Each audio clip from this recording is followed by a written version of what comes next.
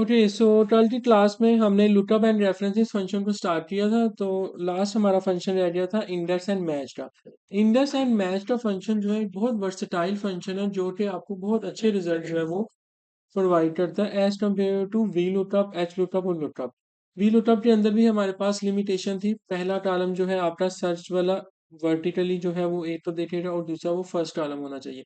Same is the case for H lookup, लेकिन sorry ji day to के अंदर ही।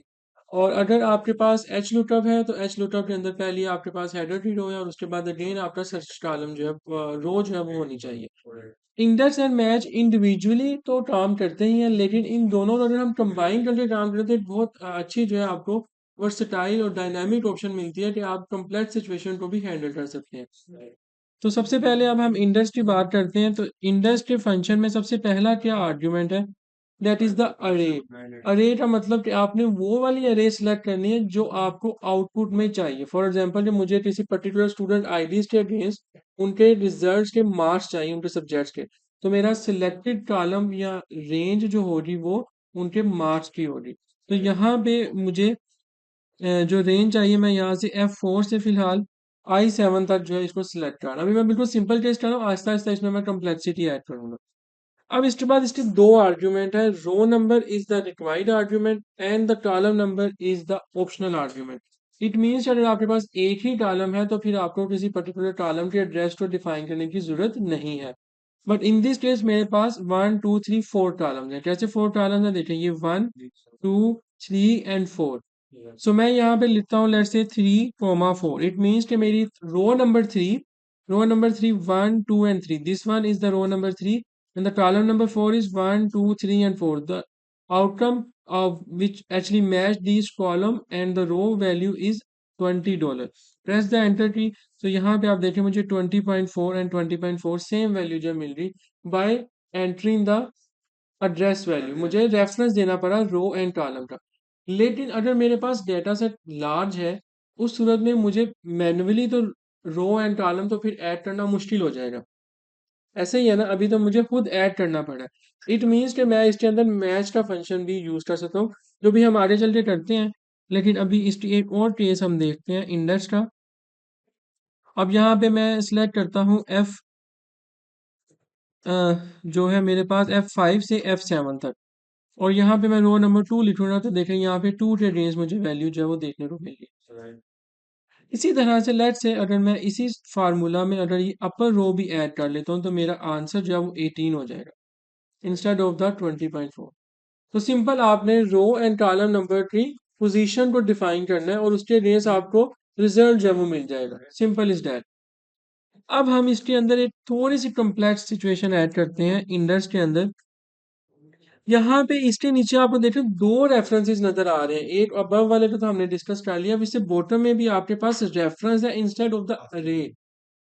In case अगर आपके कॉलम्स जो हैं वो अलाइन नहीं है, मतलब सारे साथ साथ नहीं है। लेट्स से मेरे पास इस पर्टिकुलर केस में सारा डाटा सेट साथ साथ था। अब मेरे इस केस में डाटा सेट साथ साथ नहीं है, वो अर्जेंट डिस्टेंस पे है। तो मेरे लिए सेकंड ऑप्शन बहुत मायने रहेगी। मैं ब्रैकेट जो है पैरेंथेसिस ऐड करूंगा। सामने देखिएगा प्लीज, मैंने ये एक अरे सेलेक्ट की F5 से, सॉरी हाँ जी F5 से F G5 से, सॉरी F5 से F7। देन मैंने यहाँ पे H5 से H7 की अरे सेलेक्ट की है और एक थर्ड अरे जो है वो मैंने ये वाली सेलेक्ट की है जो कि डिफरेंट डिस्टेंस पे है। अब देखिए मैंने तीन आर्ग्यूमेंट्स को एक रेफरेंस के फंक्शन के अंदर ऐड किया। आप जरा गौर से देखिएगा, यहाँ पे मेरे पास जो रेफरेंस का फंक्शन है वो मैंने पैरेंथेसिस ऐड की हैं और उसके अंदर मैंने तीन अर्जेंट डिस्टेंस पे जो कॉलम्स हैं उनको मैंने सिलेक्ट किया। अब इसके बाद मेरे पास ऑप्शन आ रही है अगेन रो नंबर। मुझे रो नंबर बताना है। मैं कहता हूँ कि मुझे रो नंबर 2 के अगेंस्ट जो वैल्यू है वो एक्सट्रैक्ट करनी है। For which column? अब मेरे यहाँ पे तीन कॉलम है जो मैंने अपने रेफरेंस में सिलेक्ट किए हैं। Let's check it out the one column. मैंने वन कॉलम सेलेक्ट किया। अब एक नया फंक्शन आ गया यहाँ पे, एरिया नंबर। एरिया नंबर ये बता रहा है कि आपने जो ये तीन कॉलम सेलेक्ट किए आपने कौन से वाले एरिया के अगेंस्ट देखना है।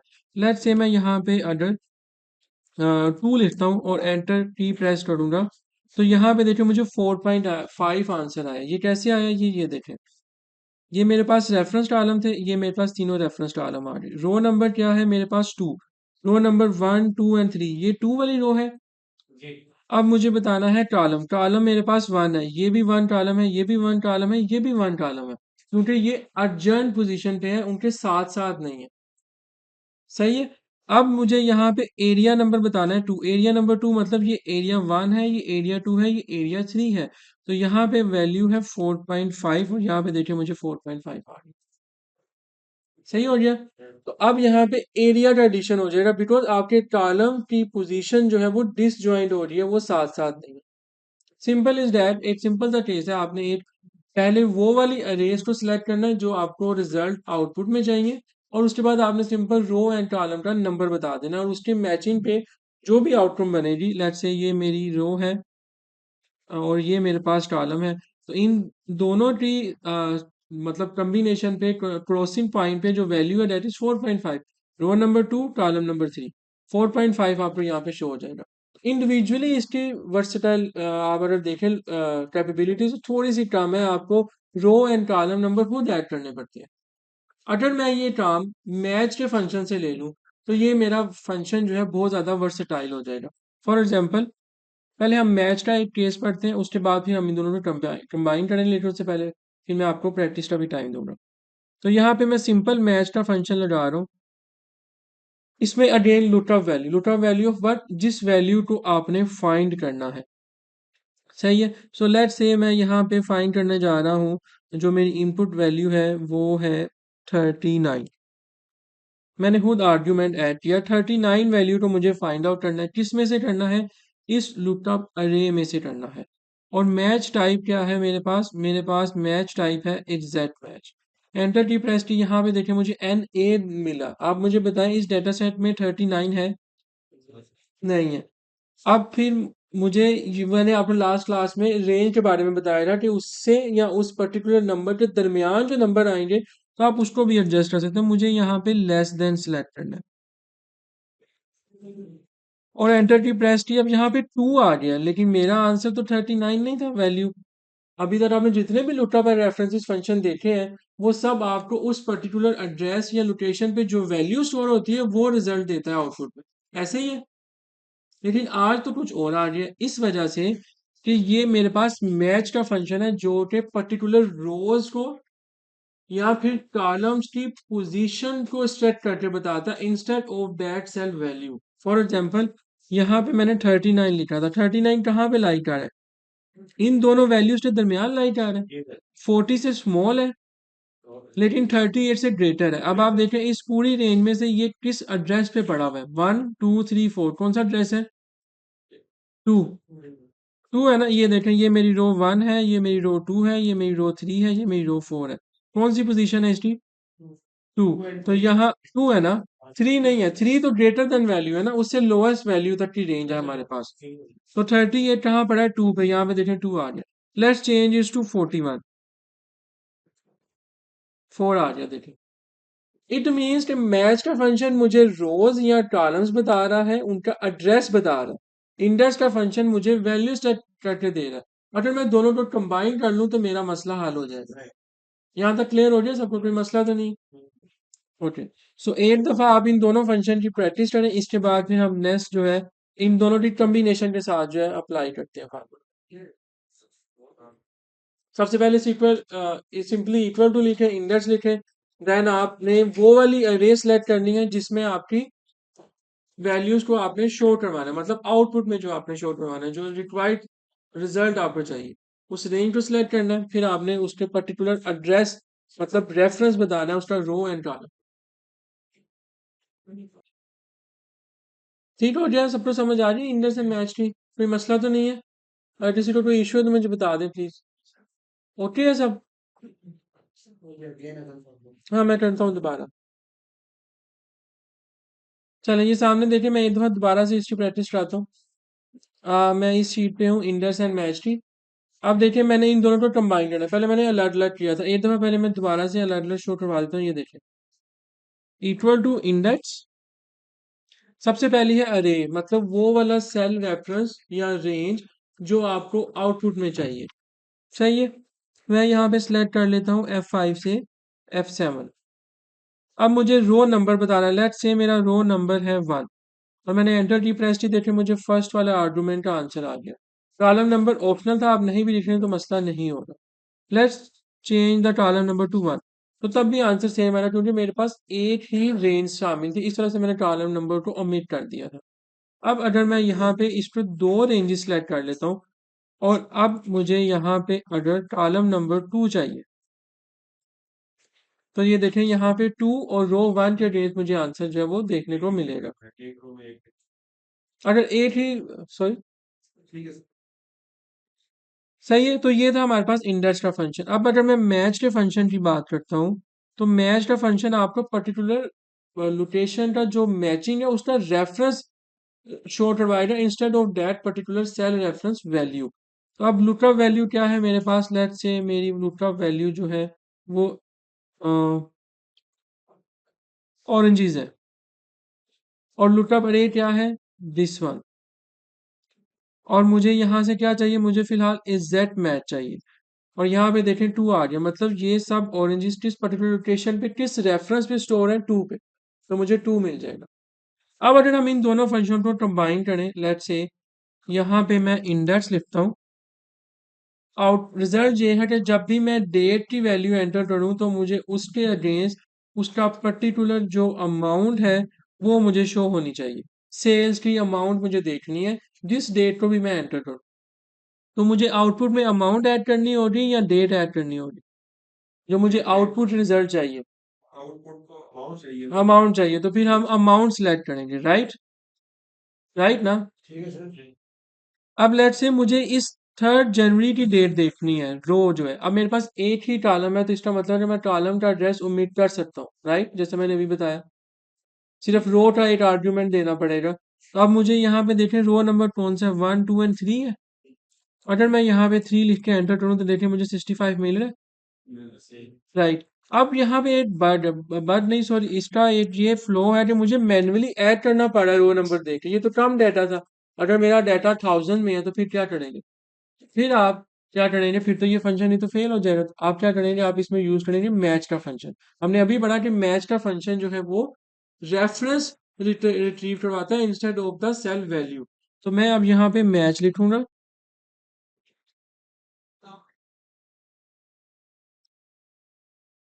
इसका पहली वैल्यू क्या थी, लुट्रा वैल्यू। लुट्रा वैल्यू लेट्स से ये मेरा इनपुट सेल है, सर्च इंजन है या सर्च बोर्ड है, जहाँ पे मैं जो इनपुट करूंगा उसके अगेंस्ट मुझे रिजल्ट मिलेगा।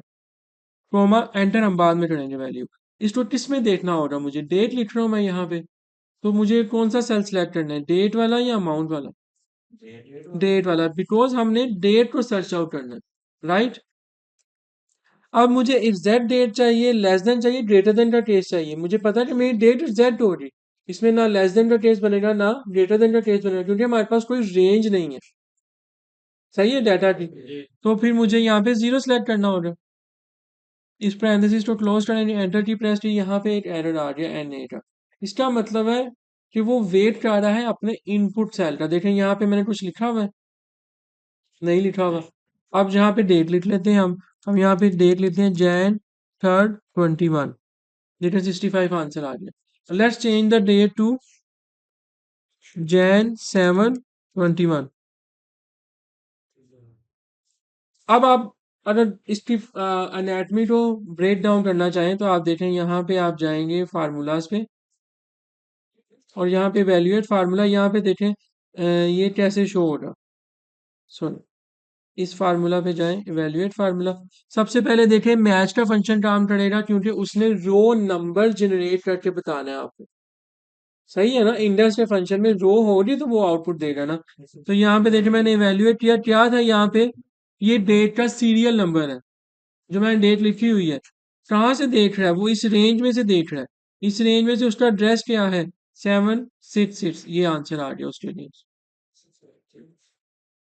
ठीक है, आसान है। तो इसकी एक दफा प्रैक्टिस करें, इसके बाद हमें थोड़ा सा कम्प्लेक्स करें। अभी तक हमने जितनी प्रॉब्लम की है सारी वन वे की। एक इनपुट सेल था और हमें आउटपुट मिल रही थी। अगर मेरी दो इनपुट सेल की एंट्रीज है तो फिर क्या होगा।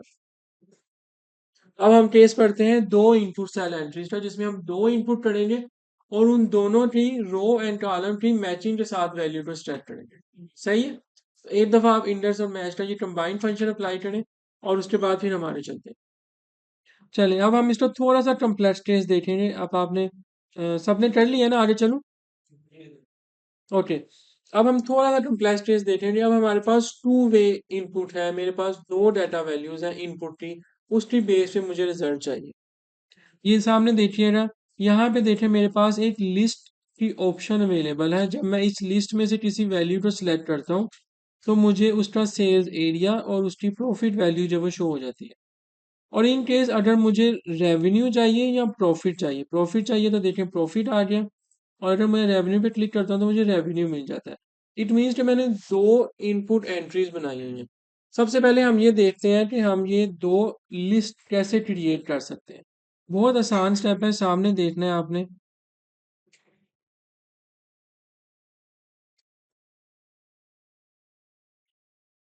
सो मुझे यहाँ पे सबसे पहले तो सेल्समैन का नाम लिखना है। तो हमने अभी तक जो भी इनपुट किया सारी चीज़ें खुद टाइप की हैं, तो आज हम ना टाइप नहीं करेंगे, आज हम लिस्ट की ऑप्शन यूज़ करेंगे। इसके लिए आपने क्या करना है, आपने जाना है डाटा के टैब पे। आप सब मेरे साथ साथ जाइएगा, डाटा के टैब पे जाएं। उसके बाद आपने डाटा वैलिडेशन पे क्लिक करना है। डाटा के टैब पे जाने के बाद आपने डाटा वैलिडेशन पे क्लिक करना है।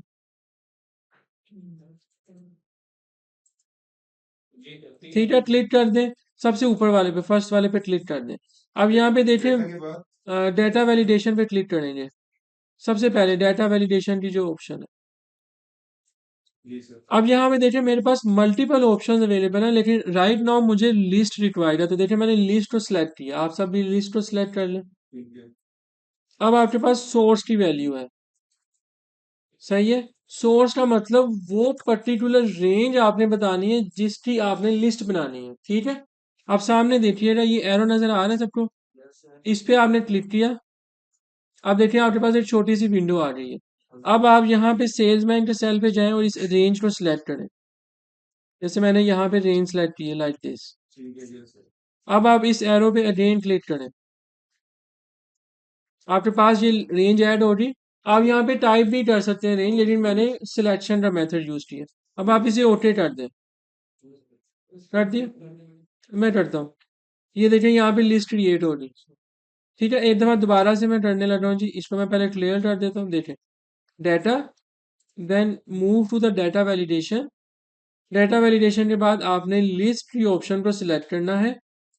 लिस्ट की ऑप्शन को सिलेक्ट करने के बाद आपने इस एरो पे क्लिक करके वो सोर्स सिलेक्ट करना है जिसकी आपने लिस्ट बनानी है। तो मैंने यहाँ पे सेल्समैन के नेम को सिलेक्ट कर लिया। ठीक हो गया, यहाँ तक सबका हो गया। उसके बाद आप एंटर की भी प्रेस कर सकते हैं और एरो पे भी क्लिक कर सकते हैं, और उसके बाद अगेन रोटेट करेंगे तो यहाँ पे देखें लिस्ट क्रिएट हो रही। ठीक है, डन। तो लेट्स से मैं यहाँ पे सिलेक्ट करता हूँ बॉब। सही हो गया। लिस्ट पे जाएंगे, लिस्ट के बाद वो सिलेक्ट करेंगे सेल्समैन के नेम।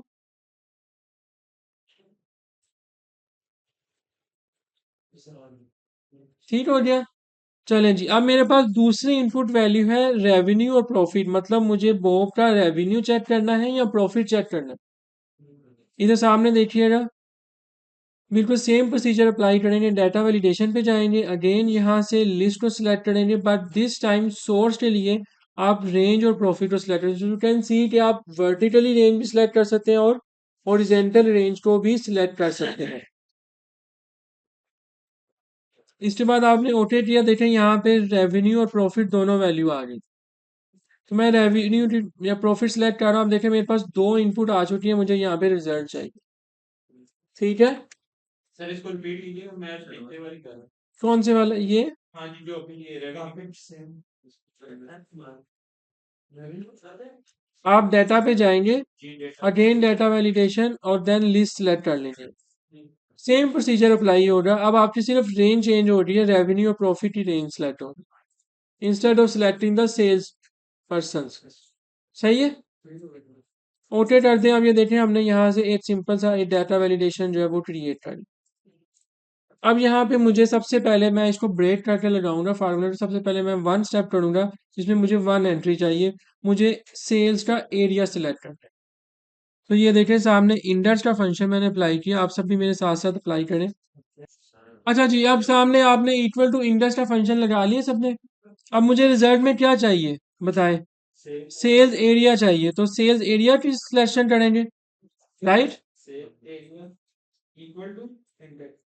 Equal to index. और मुझे कौन सी रेंज सेलेक्ट करनी है, मुझे सेल्स एरिया चाहिए ना आउटपुट में। तो सेल्स एरिया की रेंज सेलेक्ट हो रही, राइट, राइट, ओके। अब आपने कॉमा प्रेस करना है। अभी कहाँ पे, अभी फार्मूला में नहीं। आप मुझे अभी आउटपुट में सेल्स एरिया चाहिए। अभी मैं पहले वाला केस डिस्कस कर रहा हूँ। ये सेल्स एरिया सिलेक्ट करना है आपने। अभी मैं पहला केस डिस्कस कर रहा हूँ। कर लिया सबने। अब मुझे मैच का फंक्शन अप्लाई करना है। लुकअप वैल्यू क्या है मेरे पास, सेल्समैन का नेम। लुकअप वैल्यू मेरे पास सेल्समैन का नेम है। लुकअप वैल्यू मेरे पास सेल्समैन का नेम होगा ना। नेम को मैंने H11 जो रेंज है ये मैंने सेलेक्ट कर ली सेल को। अब मुझे इसकी रे देखनी है कि ये लुकअप रे कहाँ से आएगी। ये यहाँ सेल्समैन के नाम से आएगी, राइट। कोमा प्रेस करेंगे और मुझे एग्जैक्ट मैच चाहिए। एंटर की प्रेस करेंगे। ये देखिए मुझे इसकी बॉब की लोकेशन आ गई। बॉब की लोकेशन क्या है जी, बॉब की लोकेशन ए है। सिंपल है ना, जैसे हमने पहले अभी अप्लाई किया इंडेक्स एंड मैच का फंक्शन कंबाइन करके, सिर्फ आर्ग्यूमेंट्स हमने चेंज किए। सही है, ऑल सेट। अब सेम फार्मूला आपने प्रॉफिट के लिए लगाना है। अब आप इंडिपेंडेंटली खुद काम करें। इक्वल टू इंडेक्स का फंक्शन लगाएं, प्रॉफिट की रेंज को सिलेक्ट करें और मैच में जाके अगेन आपने सेल्समैन का नेम और उसकी लोकेशन सेलेक्ट करें। इंडेक्स, आउटपुट में मुझे चाहिए प्रॉफिट। ये देखिए प्रॉफिट की रेंज आ गई। और मुझे चाहिए मैच। क्या मैच करना है, मुझे बॉब सेल्समैन का नेम इस लुकअप अरे में से देखना है और मुझे एग्जैक्ट मैच चाहिए। ये देखिए मेरे पास प्रॉफिट आ गया 748 बॉब पे। सामने देखिएगा इंडेक्स लिख रहा हूं मैं। आउटपुट में मुझे क्या चाहिए, प्रॉफिट। मैंने प्रॉफिट को सिलेक्ट किया, कोमा प्रेस किया। अब मुझे मैच का फंक्शन यूज करना है। लुकअप वैल्यू क्या है, बॉब। बॉब को कहाँ देखेंगे, सेल्समैन में से, सही है। और मैच टाइप क्या है, जीरो। एंटर प्रेस किया, ये मेरे पास बॉब लोकेशन ए का प्रॉफिट आ गया 748। ठीक है। अब इसी प्रॉब्लम में थोड़ा सा कम्प्लेक्स करते हैं हम। ए और बी दोनों दोनों कंबाइन कर दें। मुझे चाहिए बॉब जिसकी प्रॉफिट वैल्यू भी चाहिए और उसके साथ साथ मुझे उसका पर्सन का नाम, मतलब दो चीजें अब मेरे इनपुट आर्ग्यूमेंट में आएंगी। अब हम कैसे फंक्शन बनाएंगे, इसका मतलब मेरे पास रो भी है और कॉलम भी है, ऐसे ही है। तो अब आप देखें यहाँ पे इंडेक्स साथ साथ, बल्कि आप टाइप करें मेरे साथ, इंडेक्स लिखें। मेक श्योर मैं फार्मूला जो है अपना एच जो 15 है उसमें बना रहा हूँ। ये सर डे 2 के अंदर ही शीट नंबर 6 जो कल एक फार्मूला रह गया था हमारा वो पढ़ा रहा हूँ। लिख लिया सबने इंडेक्स। मुझे आउटपुट में क्या चाहिए,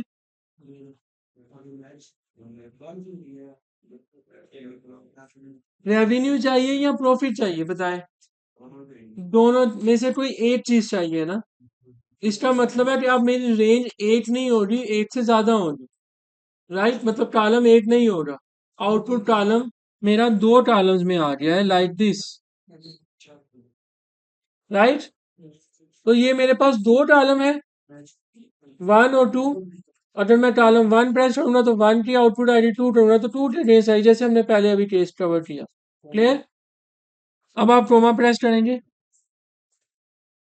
अब आप लिखें यहाँ पे मैच। अब इस मैच के अंदर मेरे पास सबसे पहले है लुकअप वैल्यू। लुकअप वैल्यू क्या है मेरे पास, रो के लिए सेल्समैन का नेम, राइट। तो मेरे पास बॉब और उसकी लुटा पड़े क्या है, दिस वन। राइट। सेम वही प्रोसीजर जो मैंने अभी पहले किया, जीरो और ये सिलेक्ट किया। ये मेरे पास रो का आर्ग्यूमेंट आ गया। सही है, रो का आर्ग्यूमेंट आ गया। अब मुझे कॉलम का आर्ग्यूमेंट बताना है कि वो रेवेन्यू का है या वो प्रॉफिट का है। राइट। तो मैं यहाँ पे अगेन मैच लिखूंगा और अब मुझे क्या देखना है, यहाँ पे इस सेल में मेरा रेवेन्यू है या प्रॉफिट है। ठीक है, कोमा, और इसको मुझे चेक करना है इस जगह पे।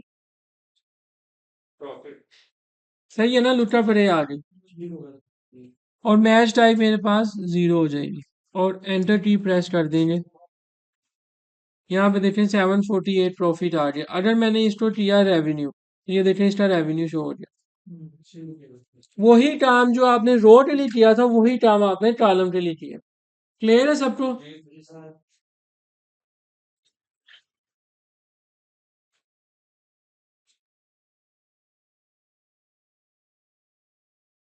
डन। आगे चलूं, एक लास्ट फार्मूला अप्लाई करूंगा अब मैं।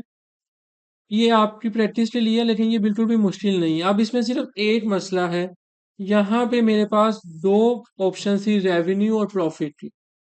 अब मेरे पास चार ऑप्शन हो रही हैं, actual revenue, actual profit, budgeted revenue, budgeted profit.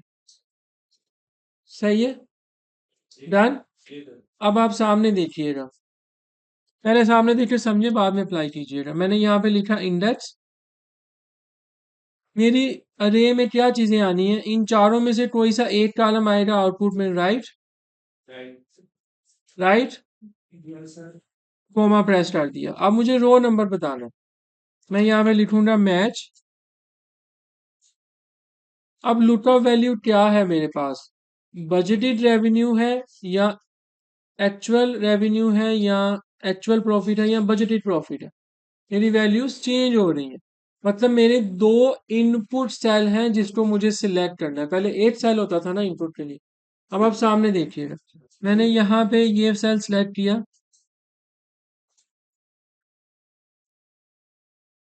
इसके बाद मुझे यहाँ पे सिलेक्ट किया मैंने एंड का ऑपरेटर, सॉरी ये डॉलर आ गया, एंड का ऑपरेटर। इसके बाद मैंने सिलेक्ट किया रेवेन्यू का ऑपरेटर। अब ये दोनों फंक्शन इसने क्या किया, एंड के फंक्शन ने दोनों को मर्ज कर दिया, टेक्स्ट को, दो टेक्स्ट वैल्यू को एक सिंगल वैल्यू में कन्वर्ट कर दिया। सही हो गया, सेम जैसे हमने पहले पढ़े हुए टेक्स्ट के फंक्शन। इसको हमने कहाँ से देखना है? अब यहाँ पे तो दो डिफरेंट डिफरेंट कॉलम है तो मसला हो जाएगा। तो यहाँ पे देखिए ऊपर मैंने एक हेल्पर कॉलम क्रिएट किया हुआ है, actual revenue, actual profit, budgeted revenue, budgeted profit. तो मैं इस रेंज को सिलेक्ट कर लूंगा। सही है, और देन मुझे मैच टाइप बतानी है। मैच टाइप क्या है मेरे पास, वो एग्जैक्ट मैच टाइप है और इसको मैंने क्लोज कर दिया। लेकिन अभी ये मेरा आर्ग्यूमेंट कंप्लीट नहीं हुआ। पूछें क्यों? इस वजह से कि ये मैंने कॉलम का इनपुट ऐड किया है, रो का तो इनपुट ऐड ही नहीं किया। ये सेल पर्सन कौन सा है, तो मैंने मिस कर दिया था इंटेंशनली। अब आप देखें, अगर कोई आप आर्ग्यूमेंट इंटेंशनली मिस कर दें तो इसका मतलब नहीं है कि आपने उसको रिमूव करना फिर दोबारा से टाइप करना। अब देखिए मैंने क्या किया, मैंने यहाँ पे सिंपल एक कोमा ऐड किया और देखें मेरे पास बोल्डेड वैल्यू रो और नंबर की आ गई। इसका मतलब है कि आप जिस पर्टिकुलर लोकेशन पे जाके कोमा ऐड करेंगे वो वाला आर्ग्यूमेंट आपका अपडेट हो जाएगा, वो आगे शिफ्ट हो जाएगा। अब मुझे यहाँ पे अगेन मैच का फंक्शन बनाना है और मैच के फंक्शन में अब मेरे पास बोब सेल पर्सन है और इसकी रेंज जो है वो ये वाली है और इसकी एग्जैक्ट मैच चाहिए क्योंकि टेक्स्ट फील्ड है। अब देखें ये मेरे अरे का आर्ग्यूमेंट जो मुझे आउटपुट में चाहिए, रिजल्ट में चाहिए, ये मेरे पास रो नंबर का आर्ग्यूमेंट। देखिए आपको अगर आप 365 में है तो आपको यहाँ पे रिजल्ट भी शो होना शुरू हो जाएगा फार्मूले के ऊपर ही।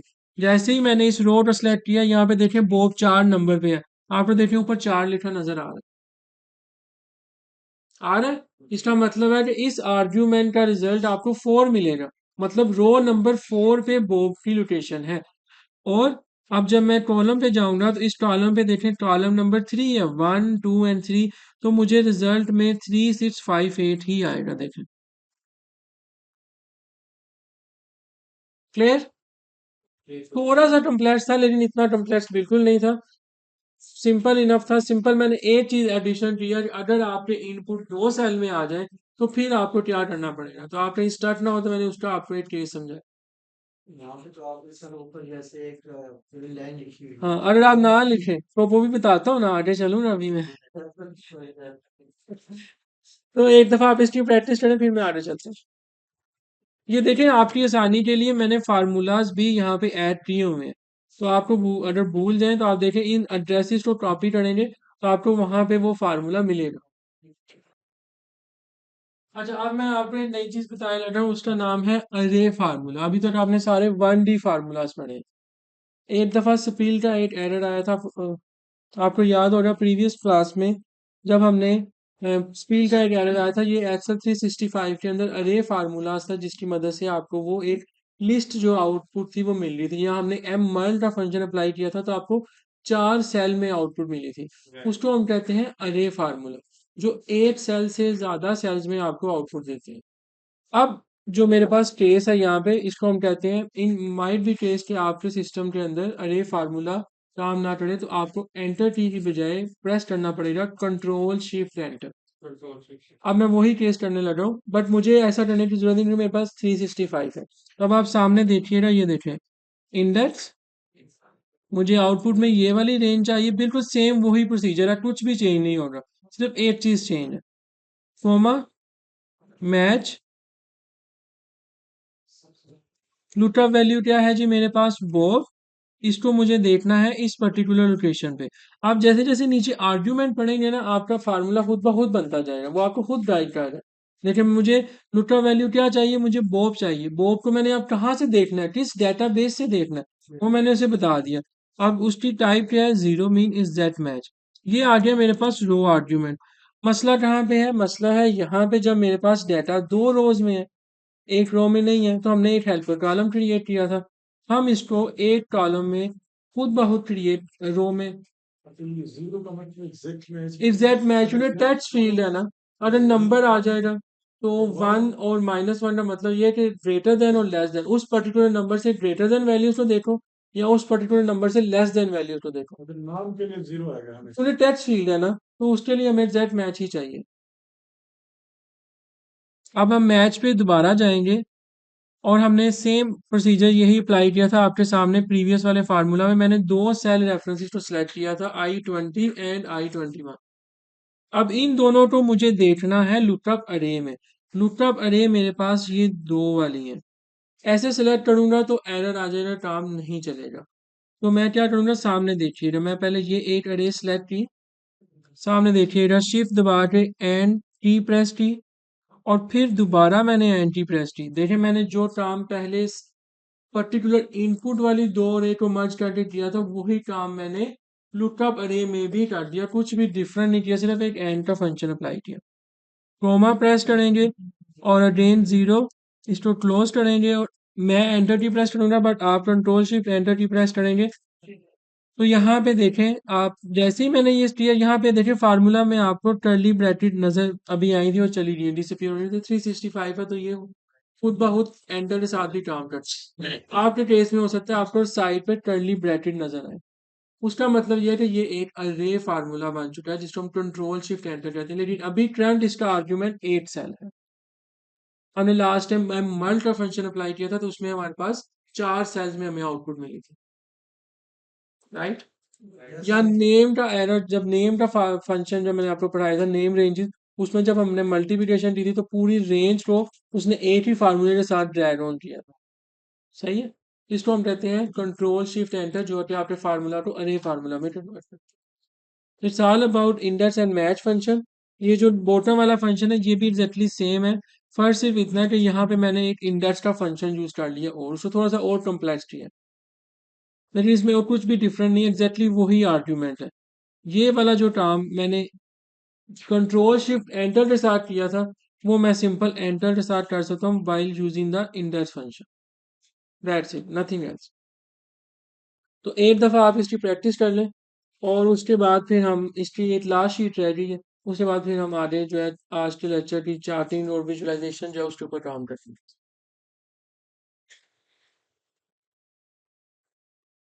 और देन आपने शीट नंबर 7 ओपन करनी है, पहले आप इसको कंप्लीट कर लें।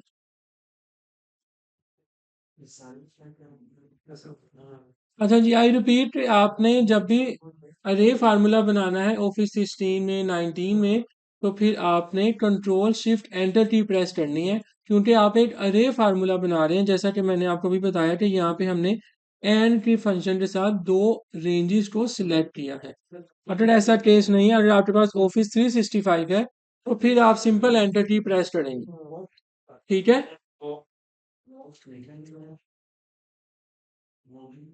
ओके, अब मैं बात करने लगा हूँ लास्ट फंक्शन लाइब्रेरी की, that is the logical and information function. बहुत आसान फंक्शन है, इसमें सबसे इंपॉर्टेंट फंक्शन है इफ का फंक्शन है, वो हम अभी पढ़ेंगे। लेकिन उससे पहले एंड का ऑपरेटर क्या काम करता है देखिए। हमने अभी एक एंड का ऑपरेटर अप्लाई किया था जो कि दो वैल्यूज को मर्ज कर रहा था। एंड का फंक्शन आपको इंफॉर्मेशन देता है कि आपकी वैल्यू ट्रू है या फॉल्स है। फॉर एग्जांपल, एंड मैं यहाँ पे एक वैल्यू लिखता हूँ, टर्म लिखता हूँ ट्रू कॉमा ट्रू। दोनों वैल्यू ट्रू है तो ट्रू आ जाएगा, दोनों वैल्यू फॉल्स है तो ट्रू आएगा। एक वैल्यू ट्रू है एक वैल्यू फॉल्स है तो फिर आपके पास फॉल्स आएगा। देखें यहाँ पे मैं लिखता हूँ एंड फॉल्स कॉमा फॉल्स। देखें आपको ये फॉल्स मिल गया क्योंकि दोनों वैल्यूज मेरे पास फॉल्स थी। बेसिकली एंड का फंक्शन दोनों को चेक करेगा कि आपके दोनों वैल्यूज सेम हैं या नहीं। तो ये भी फॉल्स है और ये भी फॉल्स है। अगर मैं यहाँ पे एट वैल्यू ट्रू कर देता हूँ तो ये फॉल्स आ गया। अब इसको थोड़ा सा चेंज करते हैं ट्रू एंड फॉल्स से। लेट्स से मैं कहता हूँ 4 is greater than 5 and 5 is greater than 9। Condition false क्योंकि मेरी दोनों आर्ग्यूमेंट गलत है। अब मैं यहाँ पे लिखता हूँ 5 इज ग्रेटर देन 9 और 8 is greater than 6. 5 is greater than 9. This condition is true. And 8 is greater than 6. This condition is also true. Or let's say 8 is equal to 8.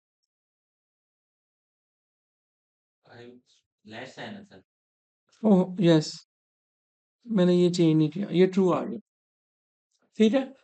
तो दोनों कंडीशन ट्रू होंगी तो आपको ट्रू मिलेगा। मतलब इस you can say कि 1 1 है तो 1 आएगा, 0 0 है तो 1 आएगा, 1 0 0 1 होगा तो आपके पास 0 आएगा। मतलब ट्रू और फास्ट जैसे ये केसेस है। इसी तरह से हमारे पास और का फंक्शन है, एक भी कंडीशन ट्रू होगी तो आपको आंसर जो है वो ट्रू में मिलेगा। फॉर एग्जाम्पल मैं यहाँ पे और लिखता हूँ true comma false, answer true मिल जाएगा। सही है। इसी तरह से आप कोई भी आर्ग्यूमेंट बना सकते हैं, कोई कंडीशन बना सकते हैं। जैसे यहाँ पे डिफरेंट केसेस जो है मैंने किए हुए हैं आपकी आसानी के लिए। ट्रू एंड फॉल्स का फंक्शन एक ऐसा फंक्शन है, जब आप ट्रू लिखते हैं तो अब आप देखें इस फंक्शन के आप पैरेंथेसिस ऐड किए बगैर भी एंटर करें तो ट्रू लिखा मिलेगा। अगर आप ट्रू लिखेंगे तब भी आपको ट्रू लिखा मिलेगा। मैंने कैप्स लॉक के बगैर लिखा था, उसने फिर ट्रू कर दिया।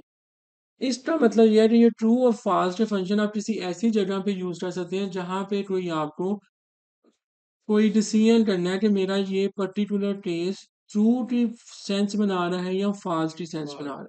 जैसे हमने जूस कॉर्नर के एग्जांपल में कहा था कि टाइम फैक्टर अगर 11 है और उससे ज्यादा है तो ट्रू आए, अदरवाइज फॉल्स आए। आपको याद होगा हमने पिवट टेबल में ये चीज की थी। सही है। इसके बाद हमारे पास इंपॉर्टेंट फंक्शन है इफ का। इफ का फंक्शन क्या है कि अगर मेरी कंडीशन ट्रू है तो ये काम कर दो, अगर कंडीशन ट्रू नहीं है तो ये काम कर दो। सिंपल।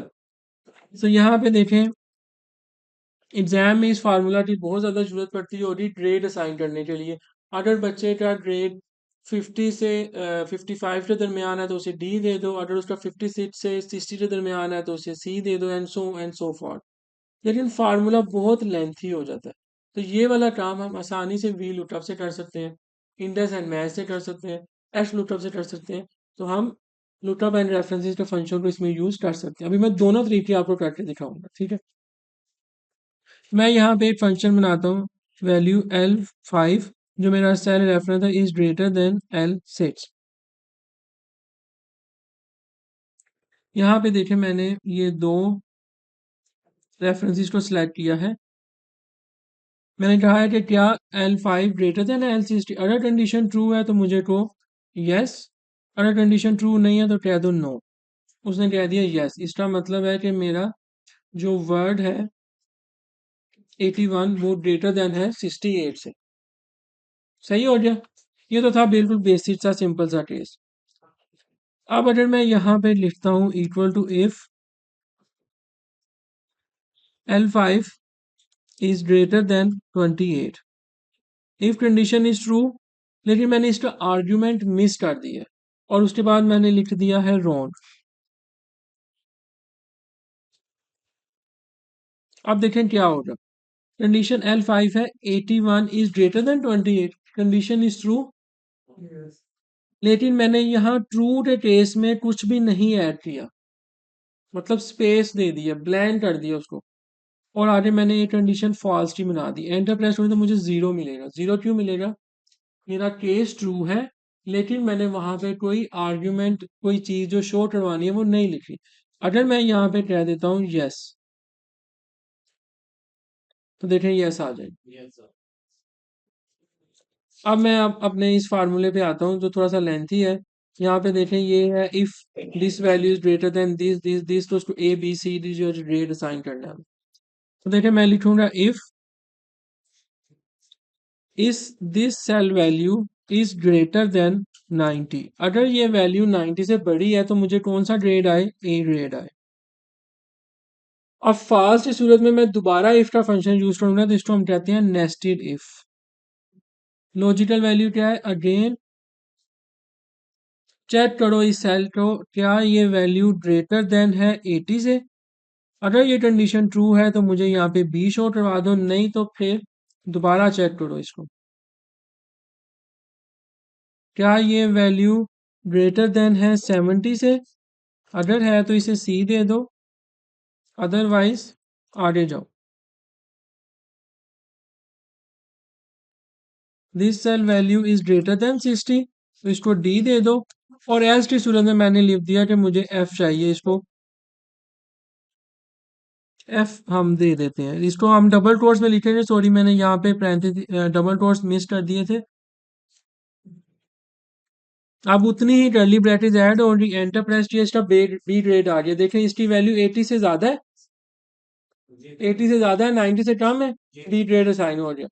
अब अगर आपके ग्रेडिंग 7 8 है तो आपको तो बार बार इफ यूज करना पड़ेगा। पहले हम इसको देखते हैं ये काम कैसे करते हैं। एरर यहाँ पे देखें ये सारी चेक हो रही, 81.2 इज ग्रेटर देन 90, सामने देखिएगा condition is false.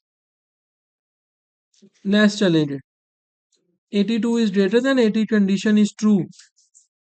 Condition true होगी, यहाँ से हमें इसका आंसर बी आ,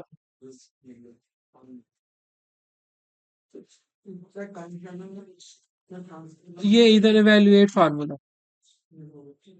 अब मैं सेम टेस्ट करूंगा, ये सामने देखिएगा जी आप।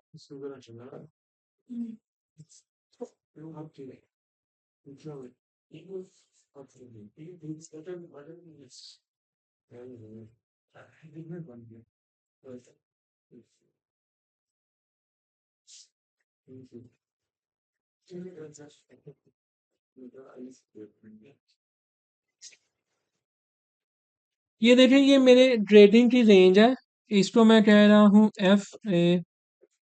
ए B C D E F, ये मेरा ग्रेडिंग क्राइटेरिया। ठीक हो गया।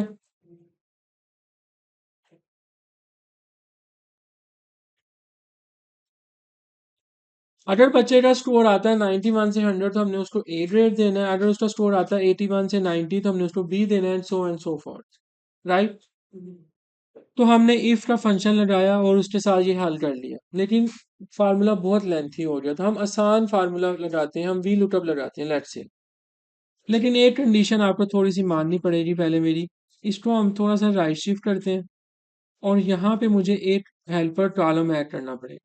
मैं यहाँ पे लिखता हूँ 0 और उसके बाद आप इस सारी सेल को सिलेक्ट करें और कंट्रोल ई प्रेस करेंगे तो देखें सारे सेल की पहली पहली वैल्यू यहाँ पे आ रही, मतलब मैंने फ्लैश फिल अप्लाई किया।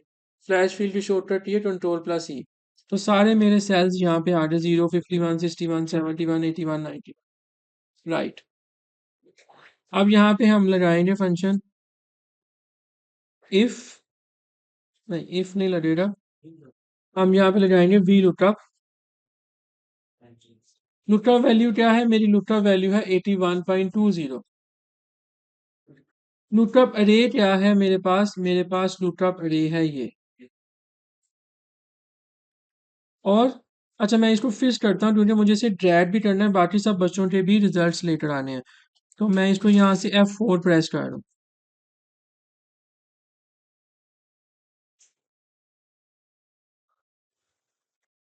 कॉलम इंडेक्स 2 है ग्रेडिंग का, 2 आ गया। रेंज लुकअप तो फिलहाल छोड़ देता हूँ, यहाँ पे देखें बी आ गया। 81 कहाँ लाइट आ रहा है जी, यहाँ पे लाइट आ रहा है, बी आ गया। चलिए आप इसको ड्रैग करते हैं। 68 कहाँ पे आ रहा है, 68 इन दो के दरमियान आ रहा है, 71 से नीचे है, डी आ गया। 52 किधर है, यहाँ पे आ रहा है जी, ई आ गया। 50 ई आ गया। 44 एफ आ गया। अब आप देखें कि एक ये नेस्टेड इफ वाला फंक्शन बेहतर है या मेरा ये लुकअप एंड रेफरेंसेस का फंक्शन बेहतर है। अब आप देखें मैंने आपको बताया था कि लुकअप एंड रेफरेंसेस के फंक्शन आपके डाटा में से वैल्यूज को फेच करने के लिए यूज होते हैं। अगर आपने कोई एनालिसिस परफॉर्म करना है तो उसके लिए आपने पिवट टेबल को यूज करना है। मैंने यहाँ पे एनालिसिस परफॉर्म नहीं किया, मैंने यहाँ पे एक कैलकुलेशन की है। मेरे डाटा की कुछ मुझे आउटपुट चाहिए थी अपने डेटाबेस में से, वो मैंने यहाँ पे क्रिएट किया, मैंने कोई एनालिसिस करके रिपोर्ट नहीं क्रिएट की। अब इस वैल्यू को अगर मैं पिवट टेबल में लेके जाऊंगा तो वहां पे जाके मैं एनालिसिस कर सकता हूँ कौन सा बच्चा क्या ग्रेड था, किस सेमेस्टर में, किस सब्जेक्ट में, so and so for. Clear. So ये सिंपल सा मेरे पास इफ का फंक्शन था और उसके साथ मैंने कंपैरेटिव में वी लुकआउट का फंक्शन जब आपको बताया। क्लियर है, कोई इशू है तो मुझे बता दें। All set. दो छोटे छोटे फंक्शन है बस, बल्कि तीन है, बहुत आसान है। सिंपल एक है इफ एरर का फंक्शन। इफ एरर का फंक्शन क्या करता है, इफ एरर वैल्यू, लेट से मैं देता हूँ 0 डिवाइडेड बाई 5। चले फार्मूला लगाने से पहले करते हैं, इक्वल टू 0 डिवाइडेड बाई 5, तो आंसर आ गया 0। अब मैं लिखता हूँ 5 डिवाइडेड बाई 0, क्या आंसर आया, डिविजिबल का एरर आ गया। या समटाइम आपके पास एन ए का एरर आता है, नम का एरर आता है, जब आपकी शीट कोई इनपुट का वेट कर रही है तो कैलकुलेशन परफॉर्म होगी, फिर आपको एवरेज मिलेगी या परसेंटेज मिलेगी, सो एंड सो फोर्थ। उस सूरत में आप इफ एरर का फंक्शन यूज कर सकते हैं, लाइक दिस। इफ एरर, ये वैल्यू है मेरे पास, अगर एरर आता है तो यहाँ पे लिख दो एरर। ये एरर क्या इंडिकेट कर रहा है कि कहीं ना कहीं आपके फार्मूला में गड़बड़ है, आपको एरर मिल रहा है। सही है। मैं लेट से अब यहाँ पे 5 को डिवाइड कर देता हूँ 8 से, मुझे आंसर मिल गया। तो शीट की अपीयरेंस बेहतर हो जाएगी अगर आप इफ एरर का फंक्शन यूज कर लेते हैं। सम टाइम आपके पास एरर स्पेसिफिकली एन ए का आता है, जैसे लुकअप एंड रेफरेंसेस फंक्शन में। सही है। तो हम क्या करते हैं, यहाँ पे देखिए मैंने यहाँ पे वी लुकअप का फंक्शन पहले लगाया। ये मेरा रेफरेंस सेल है, इसको मुझे कहाँ से देखना है जी, इसको मुझे देखना है यहाँ से, और मुझे रिजल्ट में क्या वैल्यू चाहिए, मुझे रिजल्ट में चाहिए 4, और मुझे यहाँ से एग्जैक्ट मैच चाहिए। यहाँ पे वैल्यू आ गई एन ए की। अब देखें यहाँ पे जैसे ही मैं इजाज लिखूंगा कुछ नहीं हुआ, क्योंकि ये केस सेंसिटिव है, मुझे पहले कैप्स लॉक के साथ इजाज लिखना पड़ेगा। अब ये कुछ भी शो नहीं कर रहा, चले सही है। अब यहाँ पे ये एक नेम है हमारे पास लैरी का।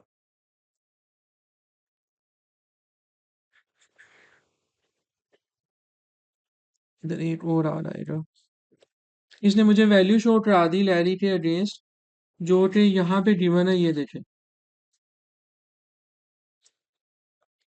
ठीक है, मैंने z मैच करा था। अब इसमें एक पॉइंट ये है, जब मैं यहाँ पे इजाज लिखता हूँ तो मुझे एन ए आ जाता है, मतलब कि यहाँ पे देखें कहीं पे भी इजाज का नाम एग्जिस्ट नहीं कर, इसलिए मुझे एन ए का वैल्यू देना।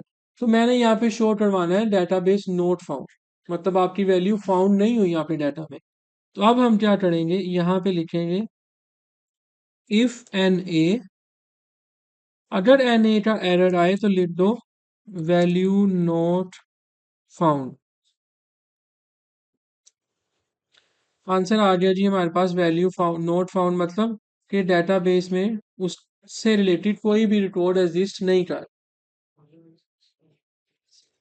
ठीक है, अगर मैं यहाँ पे इफ एरर यूज कर लूँ लेट्स से,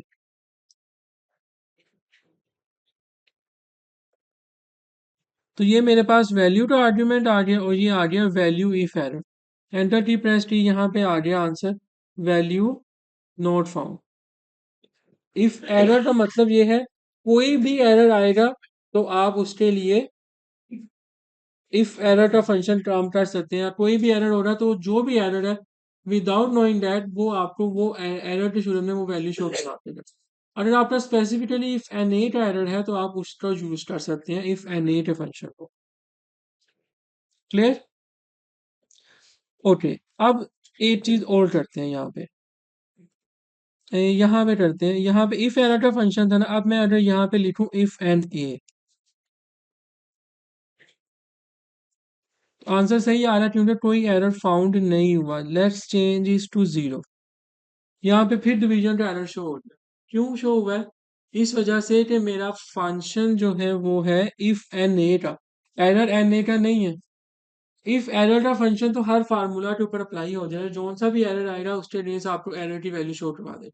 बट अगर स्पेसिफिकली आपने इफ एन ए का फंक्शन यूज किया है एरर के लिए, एन ए का एरर आएगा तभी वो आर्ग्यूमेंट काम करेगा, अदरवाइज काम नहीं करेगा। क्लियर? एट लास्ट इसके बाद आप प्रैक्टिस कीजिएगा। This is the information function है जो ये बताते हैं कि आपकी शीट ब्लैंक है, टेक्स्ट वैल्यू है, नंबर वैल्यू है, क्या वैल्यू है। मैं लेट्स से यहाँ पे लिखता हूँ इज ब्लैंक, ये सेल मैंने सेलेक्ट किए, एंटर की प्रेस की। मुझे ये अब ये जो स्पिल हुआ है ना, ये है अरे फंक्शन, अरे फार्मूला, क्योंकि मैंने एक रेंज सेलेक्ट की थी। इसका आर्ग्यूमेंट क्या है ये देखें, मैं दोबारा से करता हूँ। इज ब्लैंक, आर्ग्यूमेंट है वैल्यू, मतलब एक वैल्यू सेल की आपने बतानी है। मैं यहाँ पे ये बता के एंटर करूंगा, उसने कहा ट्रू, कंडीशन इज ट्रू। लेकिन अगर मेरे केसेस 8 से ज्यादा रे के हैं तो ये मेरा अरे फंक्शन बन जाएगा। आप अपने केस में एंटर करें कंट्रोल शिफ्ट एंटर। मेरे वाले केस में क्योंकि मेरे पास 365 है तो मुझे उनमें सारी जो वैल्यूज थी उस सब का बता दिया कौन कौन सी ब्लैंक है, ये ब्लैंक है, ये ब्लैंक है, बाकी सारी फॉल्स आ गई वैल्यूज।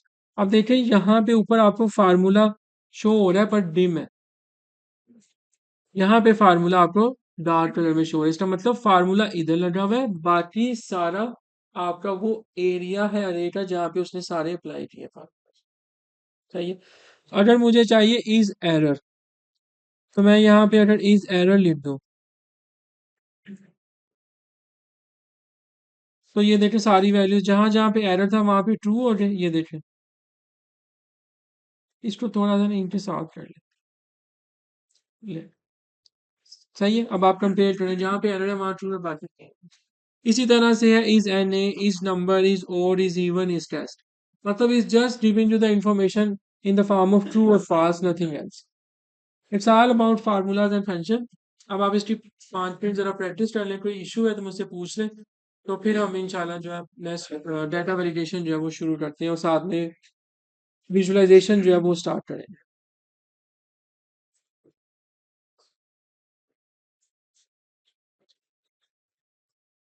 और डे 3 की फाइल्स के अंदर ये आपको इन्फॉर्मेशन मिलेगी, तो आपने डे 3 की फाइल्स अगर डाउनलोड नहीं की तो इस प्रैक्टिस के बाद वो डाउनलोड कर लीजिएगा।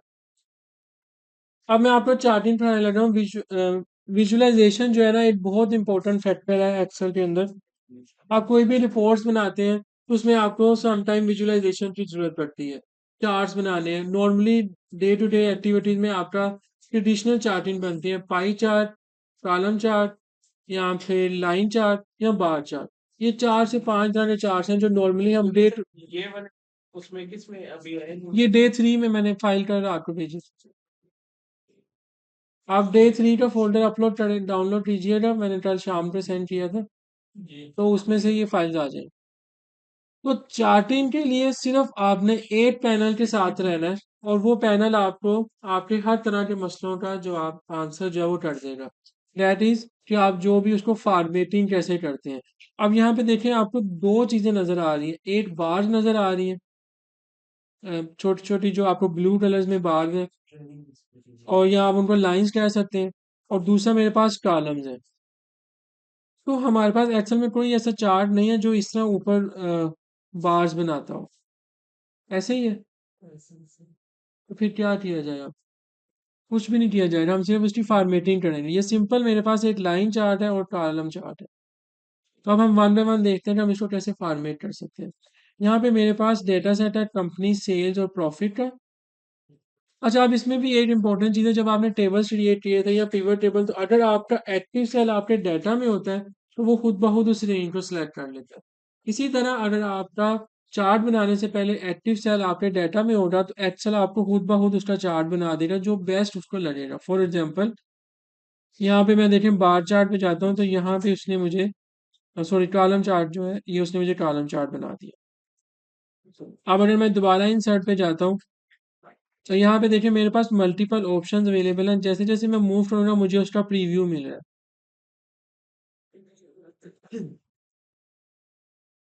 राइट। अब अगर मैं इस सेल से बाहर आ जाता हूँ, फिलहाल हमें इसकी जरूरत नहीं, मैं इसे डिलीट कर रहा हूँ। अब मैं इससे बाहर आ रही हूँ, अब मैं बनाऊंगा तो मुझे कोई प्रीव्यू नहीं मिल रहा, मुझे सिर्फ एक ब्लैंक विंडो शो हो रही है। इसका मतलब ये है कि अब आपने रेंज मैन्युअली ऐड करनी है। तो मैं दोनों तरीके करके दिखाऊंगा, पहले हम आसान वाला करते हैं। मैं यहाँ पे सिंपल एक कॉलम चार्ट जो है वो क्रिएट कर लेता हूँ, 2D कॉलम चार्ट। सेल्स और प्रॉफिट का कॉलम चार्ट आ गया, एक कंपनी आ रही, मुझे पता चल गया ब्लू कलर उसकी सेल्स है, प्रॉफिट जो है वो मेरे पास ऑरेंज कलर के अंदर है। ओके, अब हम यहाँ पे एक काम करेंगे, अब आपने गौर से देखना है। मैं इस पे राइट क्लिक करूंगा और जाऊंगा फॉर्मेट डाटा सीरीज। अब आप देखिए फॉर्मेट डाटा सीरीज में जब आप इन बार्स पे क्लिक करते हैं आपको कुछ और शो होता है, जब आप इस जगह पे जाते हैं तो आपको कुछ और वैल्यू शो होती हैं, जब आप इस बॉटम पे जाते हैं तो आपको कुछ और शो होता है। इसका मतलब है कि एक्सेल में जितने भी मेरे पास कंपोनेंट हैं, आप जिस जिस कंपोनेंट पे क्लिक करेंगे आपको उससे रेलेवेंट इंफॉर्मेशन मतलब ऑप्शंस अवेलेबल फॉर्मेटिंग की ऑप्शंस मिलेंगी। पहली बात समझ में आ रही सबको? अब यहाँ पे मेरे ये दो बार्स हैं, इन दोनों बार्स पे जब मैं क्लिक करता हूँ देखें यहाँ पे मुझे दो ऑप्शन मिल रही हैं, प्राइमरी एक्सिस और सेकेंडरी एक्सिस। इसका मतलब ये है कि मुझे एक एक्सिस राइट साइड का लेना है या लेफ्ट साइड का लेना है। अगर मुझे दोनों एक्सिस चाहिए, मतलब एक एक्सिस मेरा कॉस्ट में है, एक एक्सिस मेरा परसेंटेज में है, और मुझे दोनों डिफरेंट यूनिट्स को एक ही चार्ट में शो करवाना है, उस सूरत में आप प्राइमरी और सेकेंडरी एक्सिस की ऑप्शन यूज करते हैं। अभी मेरी सारी वैल्यूज कॉस्ट में है, यूनिट्स सारे डॉलर में है, कॉस्ट वैल्यू में है, तो इसका मतलब है कि मुझे प्राइमरी एक्सिस चाहिए, मुझे सेकेंडरी एक्सिस की जरूरत नहीं है। देन है बारी सीरीज ओवरलैप की। अब देखें अगर मैं इसको ड्रैग करता हूँ तो क्या होता है, ये सीरीज ओवरलैप हो रही है। सही है। अगर मैं इनको यहाँ से बैक साइड पे करता हूँ तो ये देखें क्या हो रहा है, ये उनसे दूर जा रही है। और अगर मैं गैप विड्थ पे क्लिक करता हूँ तो ये देखें इनकी साइज बढ़ रहा है। डन।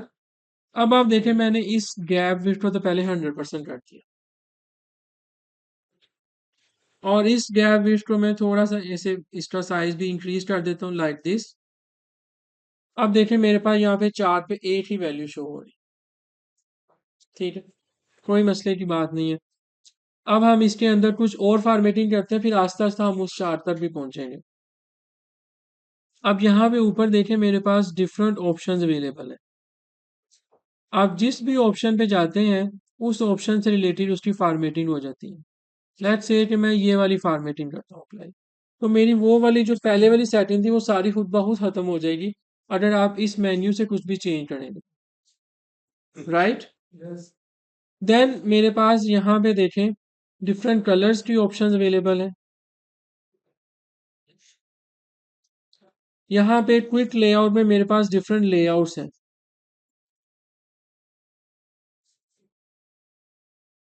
तो यू कैन सी कि आप किस तरह से अपने चार्ट के अंदर एडिटिंग कर सकते हैं। इसी तरह से ऐड चार्ट लेआउट पे जाएं, यहाँ पे देखें बहुत सारी ऑप्शन है लाइक एक्सिस। मुझे सारे एक्स सॉरी, ये वाली ऑप्शन आपको आपका हैंडी टूल यहाँ पे भी अवेलेबल है, ये देखें।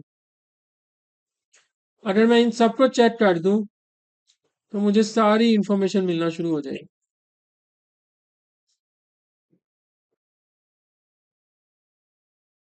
ठीक है, इसका मतलब ये है कि ये तो चार्ट थोड़ा सा मैसअप हो गया, इसको डिलीट करते हैं। वापस अपने चार्ट पे आते हैं। तो आपने ये देखा कि अभी हमारे पास कौन कौन सी ऑप्शन अवेलेबल है और हम कैसे उनको यूटिलाइज कर सकते हैं। अब अगर आप इस चार्ट पे जाते हैं तो यहाँ पे देखें मेरे पास दो ऑप्शन है।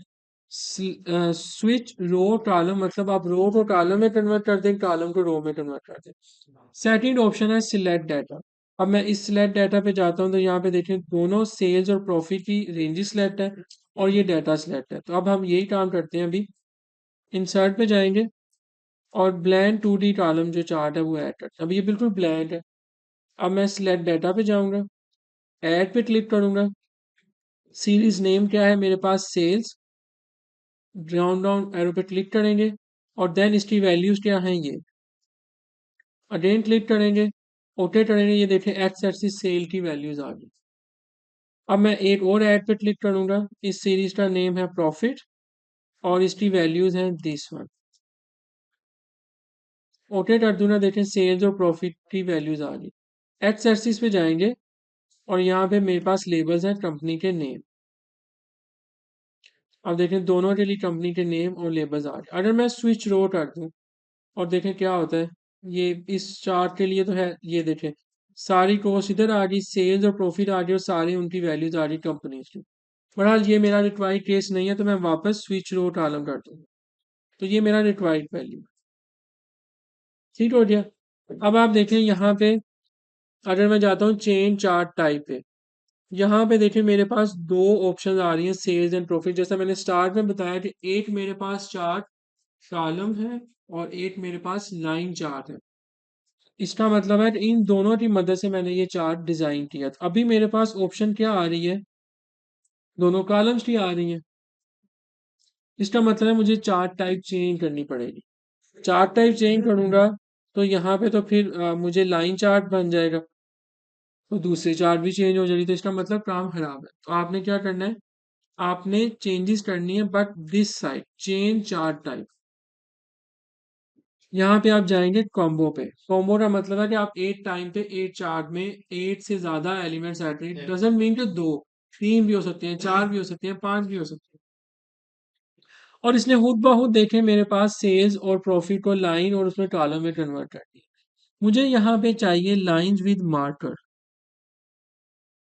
अब मैंने इसे ओके किया, ये देखे मेरा चार्ट बन गया, डन हो गया। अब हमने क्या करना है, ये जो लाइन है ना इस लाइन पे आप क्लिक, देखें आपने इस लाइन पे क्लिक करना है, यहाँ लाइन से नो लाइन कर देना, लाइन चली गई।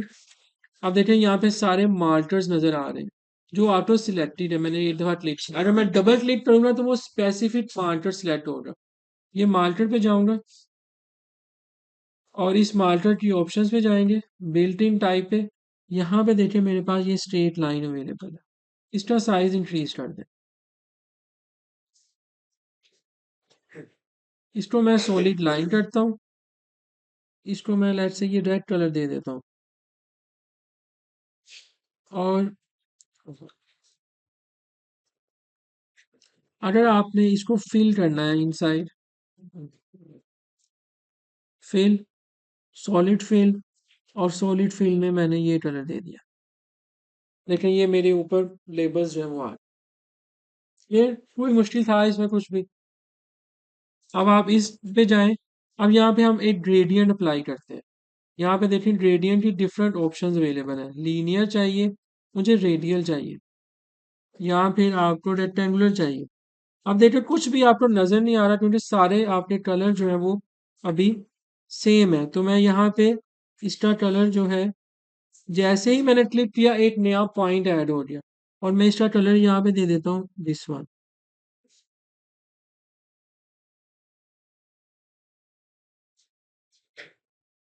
ठीक है, डिफरेंट कलर्स दिए। और ये देखें ये लाइंस पे कलर अप्लाई हो रहे हैं। क्यों? क्योंकि मेरी अभी करंट ऑप्शन जो है वो इसके बॉर्डर की है। मुझे ग्रेडियंट अप्लाई करने हैं फिल में। ग्रेडियंट फिल जाए, ये देखें साथ ही वो सारी वैल्यूज अपडेट हो रही है। नाइस। अब एक और काम करते हैं, यहाँ से एक शेप ले लेते हैं। स्पीड ज्यादा नहीं, मैं अभी स्लो स्लो भी चलता हूँ। अभी बिल्कुल बेसिक है, अभी फिर इसके बाद ब्रेक करेंगे, उसके बाद फिर दोबारा से रिपीट कर दूंगा। मैं बस आपको समझाना चाह रहा था कि हम चार में क्या कुछ कर सकते हैं। अब मैंने इसको कॉपी किया है, इस पे जाऊंगा, और यहाँ पे मेरे पास ऑप्शन है पिक्चर और टेक्सचर फिल। क्लिपबोर्ड पे क्लिक किया और यहाँ पे देखें सारे वो एरोज की शेप उसके अंदर चलेगी।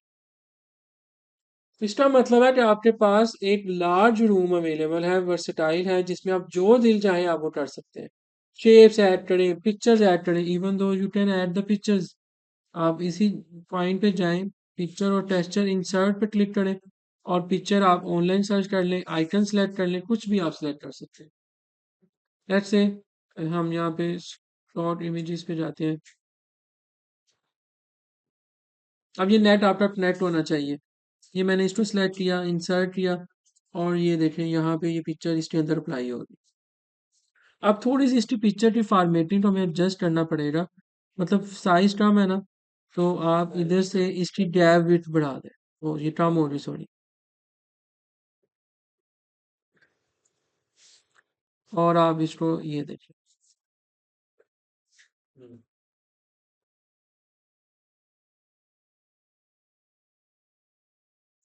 ठीक है, तो यू कैन सी कि आपके पास बहुत सारी ऑप्शन है। पिक्चर्स ऐड करें, शेप्स ऐड करें, मार्कर्स हैं, मार्कर की फॉर्मेटिंग है, उनके कलर्स हैं। अब मुझे ये पीछे से लाइंस नहीं चाहिए, तो मैं लाइंस डिलीट कर देता हूँ।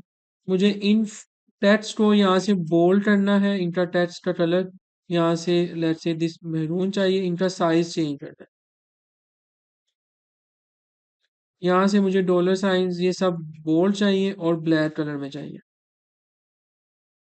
अब ये साइड पे बॉर्डर बॉर्डर जो है आपको शो हो रहा है, तो आप यहाँ से शेप फिल को नो फिल, और यहाँ से आउटलाइन को नो आउटलाइन। ये देखिए स्वीट एलिगेंट चार्ट आपका तैयार हो रहा है। फिलहाल हम इसमें से अगर इनको खत्म कर देते हैं। अब हम पढ़ेंगे कैसे।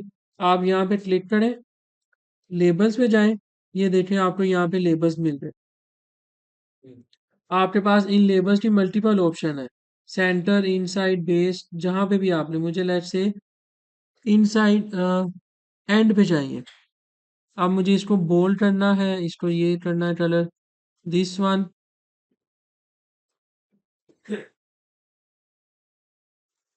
कैसे? अब बेसिक सिंपल एक्सेल के अंदर कोई चार्ट मैंने एडवांस यूज किया कुछ भी नहीं है, सिर्फ एक कॉलम चार्ट है, और उस कॉलम चार्ट से मैंने फॉर्मेटेड से प्ले किया। तो ये जितना आप इस पर्टिकुलर ऑप्शंस के अंदर प्ले करेंगे, आपको उतनी ज्यादा ऑप्शन जो है अवेलेबल होंगे। लेकिन ज़ाहिर है हर एक चार्ट कॉलम चार्ट से नहीं बनेगा। कहीं आपको लाइन चार्ट चाहिए, कहीं आपको पाई चार्ट चाहिए, कहीं आपको डोनट चार्ट चाहिए। इट डिपेंड्स कि आप क्या बनाना चाह रहे हो, क्या चीज शो करना चाह रहे हो। अच्छा सर, ये वैल्यू जो हम इसकी कम ज्यादा करेंगे वो ऑटो ही कम ये हाँ हाँ, बिल्कुल बैलेंस बिल्कुल होता रहेगा, बिल्कुल, ये ये देखें। खुद ही ये देखें बैलेंस। 681 है, ये 7 ये मैंने किया, ये देखें। हाँ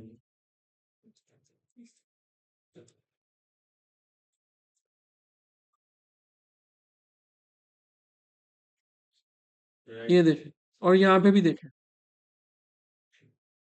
सही है। अच्छा सर, इसमें आपने एक ऊपर लाइन वाला जो ऑप्शन दिया हाँ, था, डबल एक डबल। लाइन के ऊपर हाँ जी, इसके मर्ज ऊपर किया था जो दो। जी मर्ज किया था। हाँ, वो इसलिए किए थे मैंने, ये देखें, वो आप उससे बना सकते हैं बुलेट चार्ट। देखें, मैं इसी की एक कॉपी करता हूँ, बल्कि न्यू ले लेता हूँ। ये है ना, अब इसकी बात कर रहे हैं आप, राइट? नहीं नहीं सर, इसके ऊपर एक अच्छा, वो आप ये चेन चार्ट टाइप पे गए थे और यहाँ से आपने ये लाइन सेलेक्ट की थी। सही अब इस लाइन को मैंने यहाँ से हाइड कर दिया क्योंकि मुझे ऊपर मार्कर शो करने थे, तो ठीक मैंने नो लाइन कर दिया। ठीक है, अगर आप चाहें तो आप इसको बुलेट चार्ट में भी कन्वर्ट कर सकते हैं। ये देखें, ये है ना, ये किया मैंने। अब ये वाली मेरी प्रॉफिट की वैल्यू जो है ना, लेट्स से ये सारी ज़्यादा है, इनको हम थोड़ा सा इंक्रीज रखते हैं।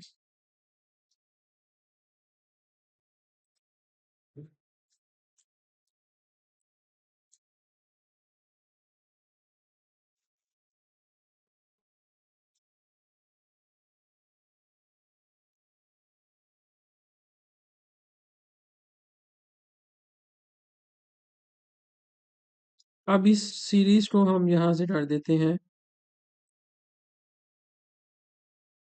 नो फिल, और यहाँ से इसकी आउटलाइन बना लेते हैं सॉलिड लाइन, और यहाँ से इसके विड्थ को चेंज करते हैं। ये देखिए,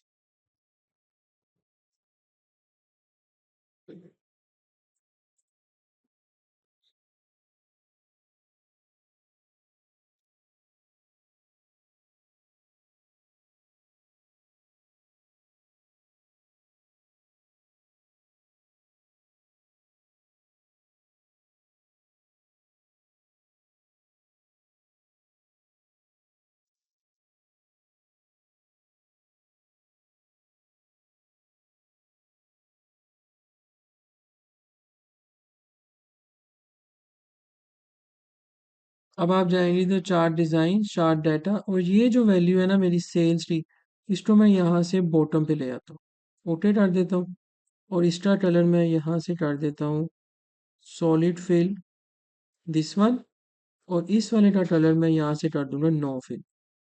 और ये देखें,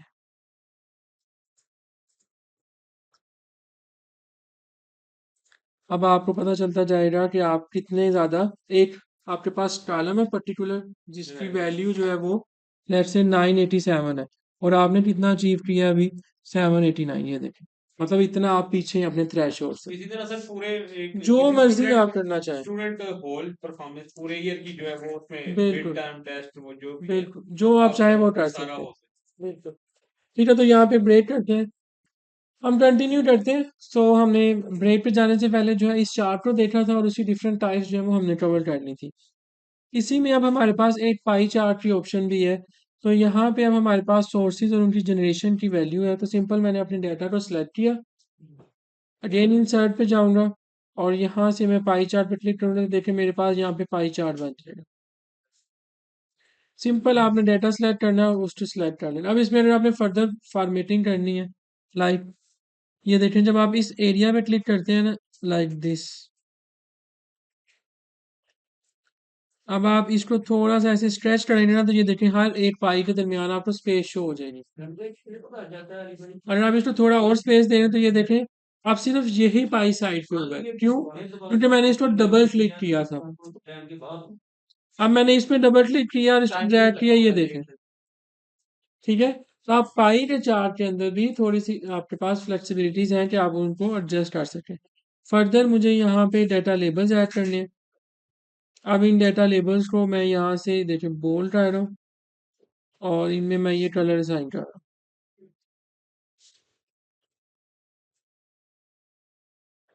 ठीक है, आप इसको इस तरह से इस डाटा मॉडल को प्रिंट करके से ड्रैग भी कर सकते हैं, लाइक दिस। ये देखें,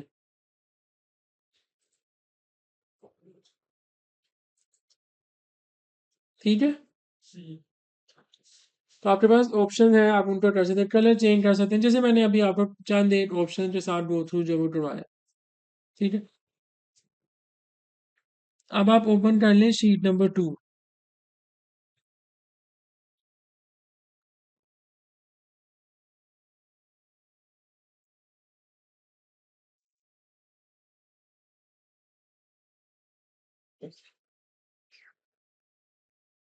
अब यहाँ पे हमारे पास दो तरह के चार्ट है अगेन, एक लाइन चार्ट है और एक सिंपल बार चार्ट है। तो मैं आप सबसे सजेस्ट करूंगा कि आप लोग एक दफ़ा ये चार्ट बनाएं। कैसे बनाएंगे? सिंपल, आप इंसर्ट पे जाएंगे, कॉलम चार्ट पे क्लिक करेंगे, दो कॉलम से चार्ट आपके पास बन जाएंगे। पहले ये वाला स्टेप परफॉर्म करें लाइक दिस। आप अपना एक्टिव सेल डाटा में रखें, इंसर्ट पे जाएं और कॉलम चार्ट पे क्लिक करें, आपके पास यहाँ पे दो चार्ट बन जाएंगे। बस पहले नंबर पे ये काम कर लें, हो गया। इसके बाद आपने चार्ट डिज़ाइन पे जाना है। जब आप चार्ट पे क्लिक करेंगे तो आपके पास चार्ट डिज़ाइन का कंटेक्चुअल टैब ओपन हो जाएगा। ये सामने देखिए, मैं दोबारा से बता रहा हूँ और किसी का रह गया, आप डाटा पे एक्टिव सेल करेंगे, उसके बाद इंसर्ट पे जाएंगे और यहाँ से ये सिंपल आपने बार चार्ट जो है, कॉलम चार्ट जो ये ऐड कर दिया, ठीक है। और जब आप इस पर क्लिक करेंगे तो आपके पास यहाँ पे चार्ट डिज़ाइन की टैब, कॉन्टेक्चुअल टैब जो है वो ऑन हो जाएगा। अब आप यहाँ पे चेंज चार्ट टाइप पे जाएं। इसका मतलब है अब आप इस चार्ट को किसी भी तरह चेंज कर सकते हैं। ये देखें, सारी ऑप्शंस आपको नजर आ रही हैं यहाँ पे,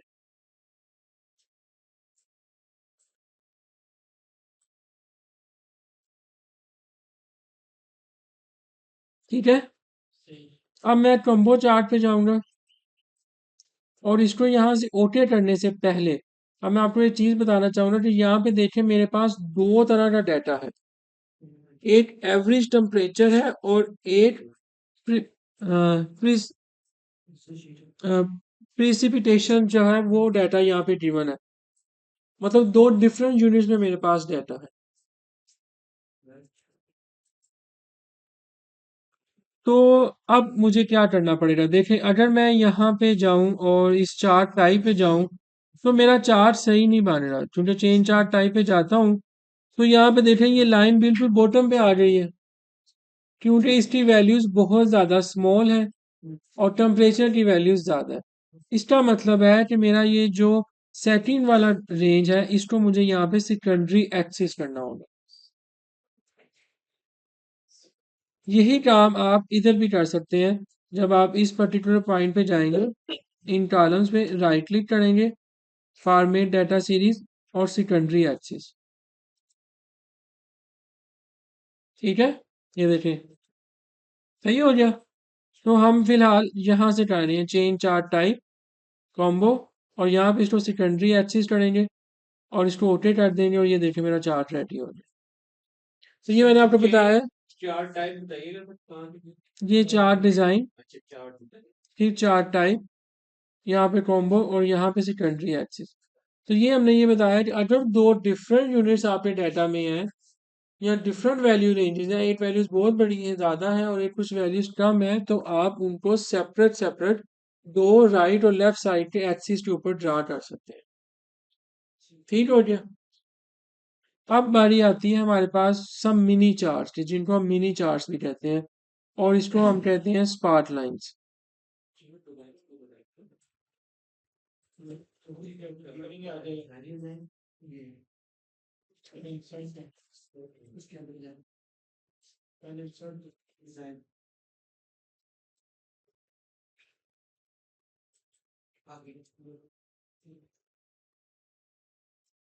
सही है। इधर से आपने सेकेंडरी एक्सिस पे क्लिक करना है ना, लाइन जो नीचे वाला चार्ट था, ये देखिए सामने मैं बता रहा हूँ दोबारा। Chart design, chart type, combo और यहाँ से ये लाइन और ये,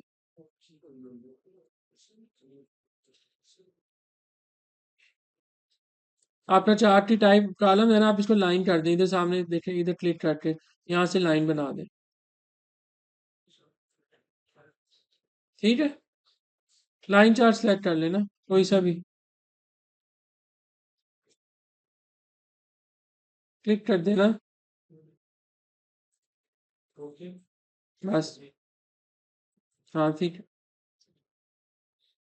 अब हम बात करने लगे हैं स्पार्क लाइन की। सम टाइम होता है आपको चार्टिंग नहीं चाहिए होती, आप छोटे छोटे सेल के अंदर चार्ट बनाते हैं, इसको हम कहते हैं स्पार्क लाइंस। ये देखें, ये मेरे पास डिफरेंट ईयर्स की यहाँ पे मेरे पास सेल वैल्यूज हैं और ये उनकी स्पार्क लाइन है जो कि इस पर्टिकुलर के ट्रेंड को रिप्रेजेंट कर रही है। आपने ट्रेंड देखना है, अप एंड डाउन है आपकी सेल का, तो आप इस तरह से बना सकते हैं। आप इंसर्ट पे जाएं, यहाँ पे देखें आपके पास स्पार्क लाइन की ऑप्शन है, लाइन, कॉलम और विन लॉस। तो सबसे पहले हम लाइन बनाते हैं। अब डाटा रेंज बतानी है, ये डाटा रेंज आ गई, एंटर प्रेस करेंगे। लोकेशन रेंज, वो रेंज जहाँ पे आपने उस स्पार्क लाइन को क्रिएट करना है। लाइन में डेटा रेंज में क्या लिखना था? ये जो कॉलम जिनकी आपने स्पार्क लाइन बनानी है, बस पूरे को सिलेक्ट करें। जी पूरे को सिलेक्ट करेंगे। ये किसमें से स्टार्ट में? ये इंसर्ट सर और ये ओके स्पार्क कर लाइन दिया। के अंदर लाइन, ये ओके कर दिए। बस खत्म। आगे ये उसका अब आप इसको ड्रैग कर दें, सारे डाटा के ऊपर स्पार्क लाइंस क्रिएट हो जाएंगे। अगर जब हम ड्रैग करेंगे वो हम वैल्यूज को करेंगे। नहीं नहीं, ये चार्ट को करेंगे, इस चार्ट, हाँ उधर से तो ड्रैग वैल्यूज तो ही करना है आपको। मतलब उसमें ये भी नहीं आएगा ना, प्रोडक्ट तो नहीं आएगा। नहीं नहीं, वो नहीं आएगा, न्यूमेरिक वैल्यूज होंगे। ये सामने देखे, मैं दोबारा से करता हूँ।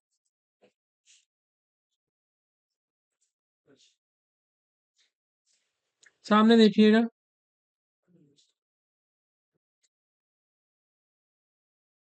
ये देखें, इंसर्ट पे गए, इस लाइन स्पार्क लाइन पे क्लिक किया। सबसे पहले है डाटा रेंज। तो डाटा रेंज मेरे पास क्या है, मेरे पास ये है। और लोकेशन रेंज मेरी वही है जहाँ पे मैंने पहले से सिलेक्ट किया हुआ है। ओके करेंगे और इसके बाद आप इसे डबल क्लिक करें तो नहीं काम करेंगे, इसको आपने ड्रैग करना है। ड्रैग करके आप छोड़ दें, सारी डाटा के लिए आपकी ये ट्रेंड लाइन बन गई। अच्छा, अब आप इसको बनाने के बाद इसकी लाइन टाइप चेंज भी कर सकते हैं। ये देखें, यहाँ पे दोबारा ऑप्शन आ रही है, लाइन कॉलम विल लॉस। अब देखें, मैं कॉलम पे जाता हूँ, ये देखें सारे कॉलम्स आ गए। सही है। अच्छा ये डिजाइन में ये स्पार्क लाइन पे जाएंगे तो फिर आपको स्पार्क लाइन का टैब शो होगा। अगर विल लॉस करता हूँ तो यहाँ पे कुछ भी शो ऐसा नहीं हुआ, क्योंकि यहाँ पे मेरे पास डाटा में कोई नेगेटिव वैल्यू नहीं है। अगर मैं यहाँ पे कोई नेगेटिव वैल्यू ऐड करूँ तो ये देखें, ये नेगेटिव वैल्यू में नीचे चला गया। ये बता रहा है कि प्लस एंड माइनस हो रहा है। सही है।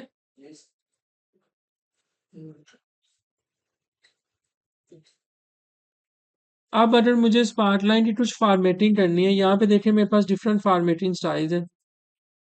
मैं फिलहाल कॉलम कर देता हूँ। यहाँ पे देखें, ये आप इन ऑप्शन को चेक करें, ये देखें, आप इनकी कलर्स चेंज करें। मार्कर, ये देखें, हाई पॉइंट मुझे इसमें चाहिए, लो पॉइंट मुझे येलो में चाहिए। ये नज़र नहीं आ रहा तो इसको चेंज कर लेते हैं, इसको ये कर लेते हैं लो पॉइंट। फर्स्ट पॉइंट मुझे ग्रीन में चाहिए और लास्ट पॉइंट मुझे ब्लैक कलर में चाहिए। कैसे? ये कैसे किया सर? सिंपल, आपने यहाँ पे स्पार्क लाइन पे जब आप जाएंगे ना, यहाँ स्पार्क लाइन में यहाँ पे देखें, ये सारी ऑप्शंस अवेलेबल है मार्कर्स की। अगर नेगेटिव मार्कर एग्जिस्ट आ रहा है तो आप उसको यहाँ से चेंज कर सकते हैं। ये इधर स्पार्क लाइन के टैब पे जाएंगे आप। जब आप स्पार्क लाइन पे क्लिक करेंगे ना, तब आपको ये टैब शो होगा। इधर सामने देखें, ये जहाँ पे स्पार्क लाइन बनाई है उधर क्लिक करें अपने सेल पे, फिर आप इधर स्पार्क लाइन के टैब पे जाएं। कॉन्टेक्चुअल टैब आपके पास दो आएंगे, तो सॉरी, स्पार्क लाइन का टैब आएगा। अब आप उसमें चेंजेस कर लें जो भी आपने फॉर्मेटिंग करनी है। ठीक हो गया। सही है। तो आप इसके साथ मल्टीप्लाई से प्ले कर सकते हैं। आप इसको चेंज करना कलर, ये देखें कलर लाइन में बना दें, ये देखें लाइन में शो हो रही है।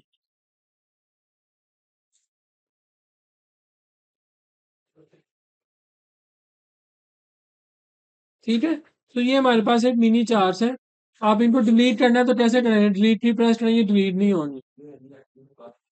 तो अगर आपने डिलीट करनी है तो इनको डिलीट कैसे करेंगे आप? स्पार्क लाइन पे जाएंगे, सामने देखें, प्लेयर पे जाएंगे और ये देखें 8 सेल सेलेक्ट हो गया। अगर आप यहाँ पे सिलेक्ट करते हैं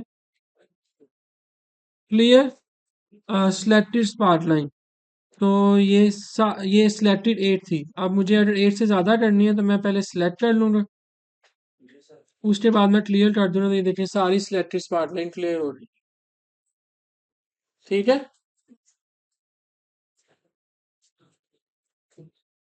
ओके, इसी तरह से यहाँ पे देखिए मैंने डिफरेंट तरह की स्पार्क लाइन को यहाँ पे कलर कोडिंग की हुई है।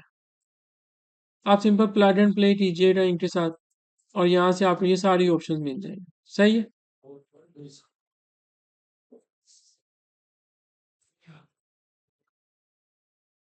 अब बारी आती है एक बहुत इंपॉर्टेंट टूल की, वो भी विजुअलाइजेशन का टूल है, that is the conditional formatting tool. Conditional formatting tool आपको मिलता है होम के टैब में। यहाँ होम पे जाएं और यहाँ पे देखिए आपको कंडीशनल फॉर्मेटिंग का टूल मिल रहा है। होम में जाएंगे, ये शीट नंबर है 4, एंड वाली आप स्टार्ट वाली ओपन कर। अब आप देखें कंडीशनल फॉर्मेटिंग क्या बताती है। आपने देखनी है कोई डुप्लीकेट वैल्यूज, आपने देखनी है कोई कलर स्केल्स, कोई आइकन स्केल देखने हैं, कुछ भी करना है आपने। तो ये देखें, मैं सबसे पहले तो अपनी इस रेंज को सिलेक्ट करता हूँ, सामने देखिएगा। अब आपने परफॉर्म कीजिएगा। मैंने कहा डेटा बार्स चाहिए मुझे, ये देखें यहाँ पे डेटा बार्स अप्लाई होगी। अब मैं सिर्फ एक सेल सिलेक्ट कर रहा हूँ और यहाँ पे मैंने कलर पैलेट अप्लाई किया, तो ये सिर्फ एक सेल पे अप्लाई हुआ, बाकी सेल पे अप्लाई नहीं हुआ, तो कोई ऐसी परेशानी की बात नहीं है। आप देखें कंडीशनल फॉर्मेटिंग, मैनेज रूल्स, यहाँ पे देखें ये आपकी डेटा बार नजर आ रही है आपको, ये अप्लाई हुई है 8 सेल पे। आप इस बटन पे क्लिक करेंगे, आपकी जो रेंज है, सॉरी ये वाली नहीं, मुझे ये वाली चाहिए कलर पैलेट। आप इस रेंज को कंप्लीट सेलेक्ट कर लिया अपने डाटा के लिए और अप्लाई करके ओके कर दें। ये देखें आपका कलर पैलेट अप्लाई हो। इसी तरह से आप इसके ऊपर आइकन्स अप्लाई कर सकते हैं लाइक दिस। ये देखें डिफरेंट आइकन्स अवेलेबल हैं। अगर आपको कोई और आइकन चाहिए, ये आपको नहीं रिक्वायर्ड, मैनेज रूल पे जाएंगे, इस आइकन सेट को एडिट रूल करेंगे। यहाँ पे देखें आपकी वैल्यू है, अगर 80 से बड़ी है तो मुझे ये वाला, 80% से ज़्यादा बड़ी है ये वैल्यू तो ये स्टाइल चाहिए, ये आइकन चाहिए। मेरा तो मुझे ये वाला चाहिए, इसमें मुझे ये ऐड करना है, इसमें मुझे ये ऐड करना है, इसमें मुझे ये वाला ऐड करना है और इसमें मुझे ये ऐड करना है। यहाँ पे आप परसेंटेज बता दें, ये 80% है, इसको आप 90 कर दें। ये 60 है, इसको आप 65 कर दें। अगर वैल्यू सारी ग्रेटर देन है, लेट्स से इसको हम ग्रेटर देन 20 कर देते हैं। यहाँ पे टाइप परसेंट है, फार्मूला है, परसेंटाइल है, फिलहाल मुझे यहाँ पे परसेंट ही चाहिए। ओके करेंगे, अप्लाई करेंगे और अगेन ओके, और ये देखें। तो आप इस तरह से विजुअलाइजेशन में जो आप चीज़ चाहें वो आप कर सकते हैं। अब हम थोड़ा सा आगे चलते हैं और यहाँ पे देखें हाईलाइट रूल में ग्रेटर देन लेस देन, आपने समथिंग बच्चों के मार्क्स देने, कौन कौन से बच्चे हैं जिनके मार्क्स 90 से ज़्यादा है। तो आपको सिर्फ यहाँ पे क्या करना है, ग्रेटर देन, यहाँ पे लिख दें, ये वैल्यू मैं लिख देता हूँ 5000 और यहाँ पे आप कलर बताएं। जैसे मुझे यहाँ पे चाहिए ग्रीन कलर। ओके, ये सारी वैल्यूज 5000 से ज़्यादा है। अब इसी के ऊपर एक और चीज़ अप्लाई करें, एक और आगे वाले डाटा पे करते हैं।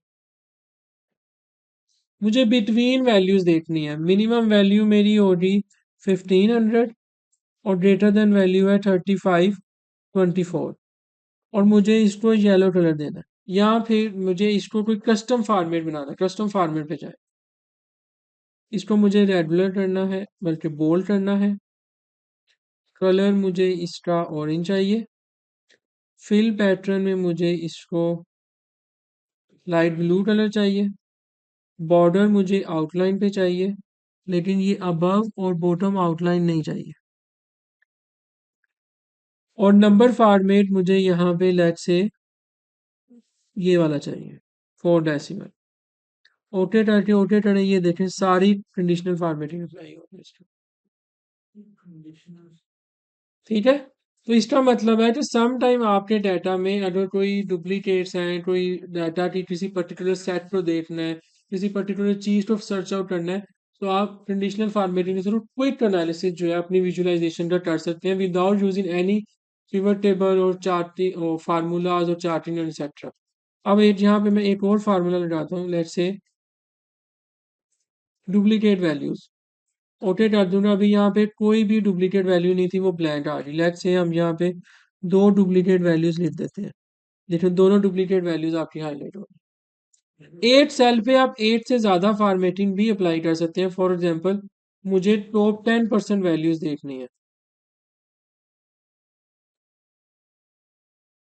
जितने चाहे आप फार्मूलाज कंडीशनल फॉर्मेटिंग के एक ही सेल पे लगा सकते हैं। यस। सर इससे रेलिवेंट नहीं है क्वेश्चन। क्वेश्चन ये है जैसे हम मॉनिटर करना चाहते हैं कोई एक्टिविटी डिपार्टमेंट की या इंस्टीट्यूशन, उसमें एक्सेल के क्या मैनेज हो सकता है कि ये क्या चीज मॉनिटर क्लास करनी है आप टीचर्स बताएं। मल्टीपल हो, जैसे एकेडमिक्स की हो तो कि 10 लोग हैं आपके अंदर या आपके अंडर हैं, तो उनकी मॉनिटरिंग करनी है ताकि आपको रिफ्लेक्ट होती है डे टू डे चीजें। हाँ, वो मॉनिटरिंग में वैल्यू क्या चाहिए हो सकती है आपको, उसमें वैल्यू क्या चाहिए।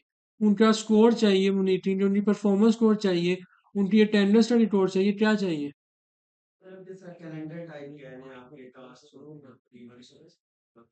हाँ, तो आपका जो भी डाटा है आप सब कुछ कर सकते हैं। आपके पास 5 इवेंट्स हैं, 5 इवेंट की डिटेल्स है, ये कहना चाह रहे हैं।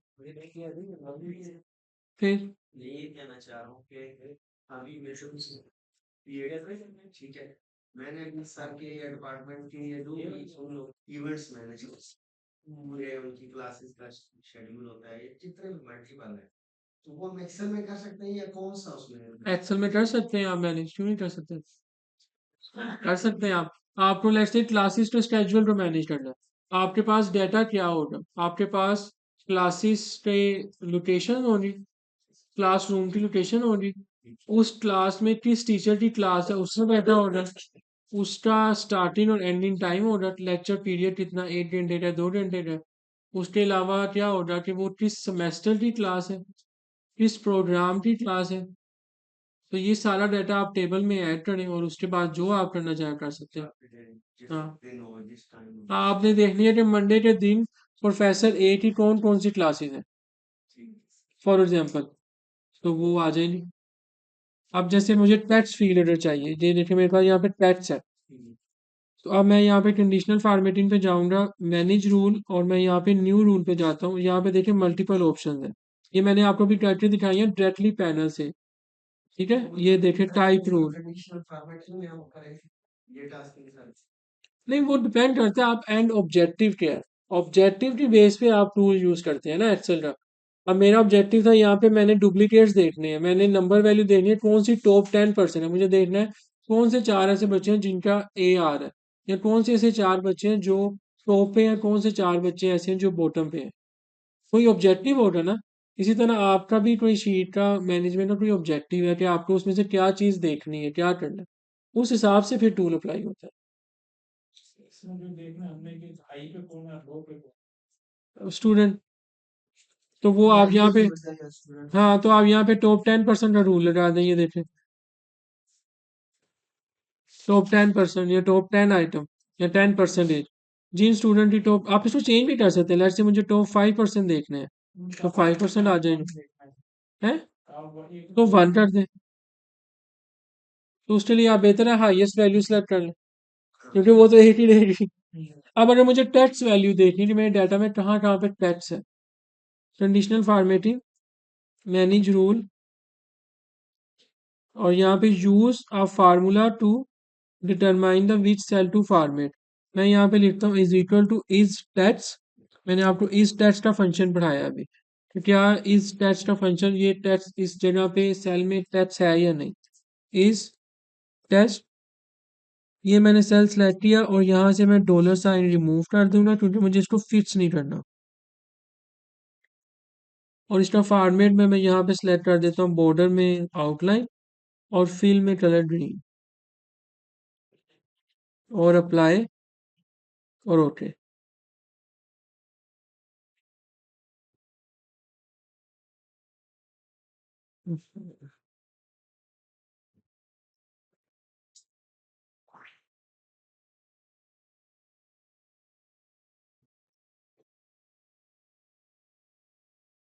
ओहो, मैंने इधर नंबर फॉर्मेट किया हुआ है, इसको मैं जनरल करूँगा।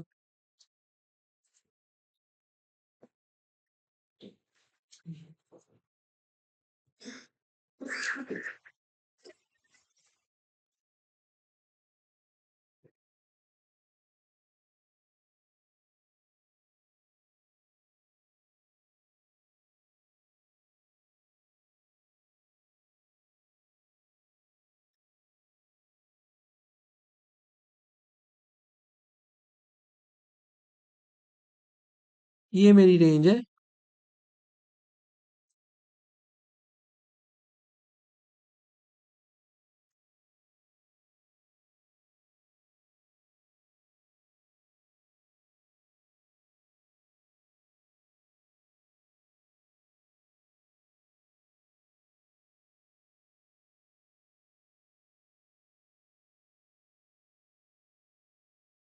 ये देखें, ठीक है। असल में पहले इसलिए शो नहीं था हो रहा कि मेरी कंडीशनल फॉर्मेटिंग की अप्लाइंग रेंज जो है वो न्यूमेरिक वाली थी, ये वाली थी। देखा होगा आपने, इस वजह से वहां पे वो कलर शो नहीं था हुआ। तो मैंने अब उसका रेफरेंस अपडेट किया, उसका फार्मूला बताया इस टेक्स्ट, उसको अप्लाई करने का रेंज बताई। यहाँ पे दोबारा से मैं आपको करके दिखाता हूँ। मैनेज रूल्स, ये देखें इस टेक्स्ट A4, ये वाला सेल में टेक्स्ट है या नहीं है, और इसको कहाँ पे मैंने अप्लाई किया मैंने ये रेंज बता दिया। अगर मैं इसको चेंज कर देता हूँ और ये सिर्फ ये 80 सेल सेलेक्ट कर लेता हूँ, या लेट से ये 2-4 सेल सेलेक्ट करता हूँ, अप्लाई करेंगे, ये देखो उन्हीं सेल पे वो अप्लाई होगी, बाकी सबसे निकलेगी। ठीक है, तो ये हमारे पास है कंडीशनल फॉर्मेटिंग की कुछ ऑप्शन। और ये कंडीशनल फॉर्मेटिंग के रूल जो है ये मैंने आपको यहाँ पे अभी बताए हैं। ये highlight, greater than, equal to, text duplicate, आप अपने सारे डाटा को इस तरह से सिलेक्ट भी कर सकते हैं एक ही दफ़ा में। और जो अप्लाई करना चाहे एक ही टाइम पे एक से ज़्यादा वैल्यूज इस पे अप्लाई करेंगे। देखें ग्रिड लाइंस हैं, ये देखें मुझे 15% देखने हैं। एक ही सेल में एक से ज़्यादा भी कंडीशनल फॉर्मेटिंग अप्लाई हो सकती है। ठीक है,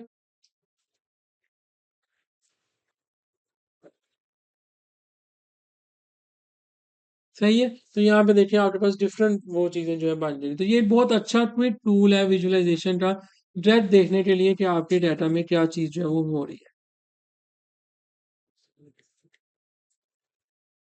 डाटा वैलिडेशन के बारे में मैंने अभी आपको एक कमांड जो है वो पढ़ाई है, ये लास्ट टॉपिक है।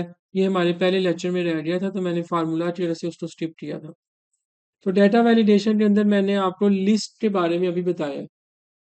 आपको याद होगा जब हमने अभी अप्लाई किया था फिल्टर का टूल, सॉरी फिल्टर का टूल कह रहा हूँ, वी लुकअप का टूल, इंडेक्स एंड मैच का, तो उसमें हमने एक लिस्ट बनाई थी डाटा वैलिडेशन में। एग्जैक्टली वो लिस्ट हमने सामने देखिएगा, फिर आप बाद में अप्लाई कीजिएगा। डाटा पे गया और मैंने यहाँ से डाटा वैलिडेशन सेलेक्ट किया, यहाँ से मैंने लिस्ट को सेलेक्ट किया था, और मैंने इधर से इसकी ये रेंज सेलेक्ट करके ओटे किया, अगेन ओटे किया, तो यहाँ पे देखिए मेरे पास ये लिस्ट आ गई जो अभी हमने किया था सिंपली। अब हम एक दूसरा काम करते हैं, यहाँ पे मेरे पास कुछ लिस्ट ऑफ फ्रूट्स अवेलेबल है, तो मैं यहाँ पे लिखता हूँ फ्रूट्स। मैंने इस रेंज का नाम फ्रूट्स लिख दिया। अब मैं इक्वल टू पे जाऊंगा, डाटा वैलिडेशन, लिस्ट, और यहाँ पे मुझे लिखना है फ्रूट्स।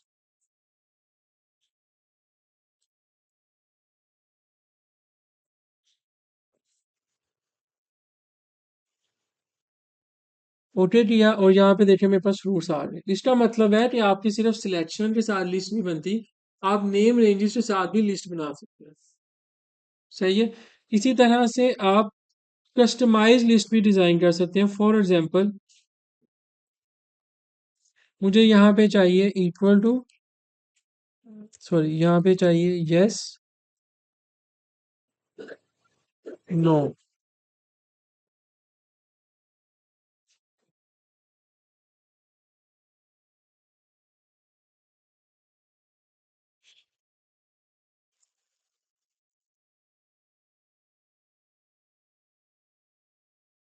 यहाँ पे देखें यस नो आ गया।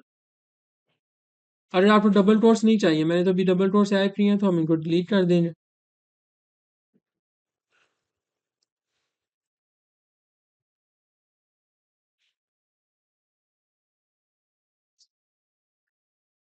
सही है। अब ये लास्ट एक कमांड है, ये थोड़ी सी मुश्किल है लेकिन इतनी मुश्किल नहीं है। ये देखें, जब मैं यहाँ पे सिलेक्ट करता हूँ पाकिस्तान, तो मुझे यहाँ पे पाकिस्तान की सारी जो स्टेट्स हैं, मतलब लाहौर, पंजाब, सिटीज़ जो है वो शो होती हैं। अगर मैं यहाँ पे चेंज कर दूँ इसको यूएस, अब देखें यहाँ पे आपको यूएस की स्टेट्स शो होने लग गई। ठीक है, अब ये कैसे हुआ? यस, सर ये तो मैं आपने इसमें किया होगा ना डेटा पे किया होगा डाटा, अभी करके दिखाता हूँ मैं। अब देखिए, सबसे पहले मुझे यहाँ पे डाटा वैलिडेशन बनानी है, मुझे लिस्ट बनानी है, और लिस्ट में मेरे पास दो ऑप्शन है, पाकिस्तान और यूएस। आ गया? दोनों की एक साथ ही बनानी है। नहीं नहीं, अभी तो एक ही बनाई है। ये एक लिस्ट बन गई। अब मुझे दूसरी लिस्ट भी बनानी है। तो दूसरी लिस्ट कैसे बनाऊंगा, ये देखें, डायनामिक लिस्ट बनानी है actually. Data, data validation, list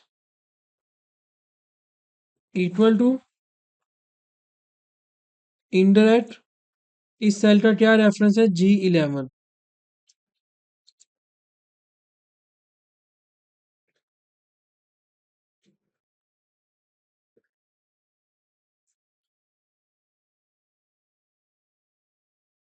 नहीं नहीं, मेरे ख्याल से हाँ ठीक है। तो ये यूएस के अगेंस्ट देखें, मुझे यहाँ पे उसकी लिस्ट शो हो रही। अब मैं इसको करता हूँ पाकिस्तान, और ये देखिए मुझे यहाँ पे पाकिस्तान की स्टेट शो हो, तो कंट्रीज जो है वो शो हो रही। तो सिंपल एक फंक्शन मैंने यूज किया है, that is the indirect. Indirect का क्या मतलब है कि जो मेरी लेफ्ट साइड पे वैल्यू है, जो मैंने रेफरेंस दिया, उसकी इनडायरेक्ट वैल्यू के अंदर जो भी लिस्ट की वैल्यू है वो मुझे शो करा दो। तो यहाँ पे था पाकिस्तान, तो पाकिस्तान के अगेंस्ट यहाँ पे मुझे ये वाली लिस्ट की वैल्यूज थी, ये दिस वन।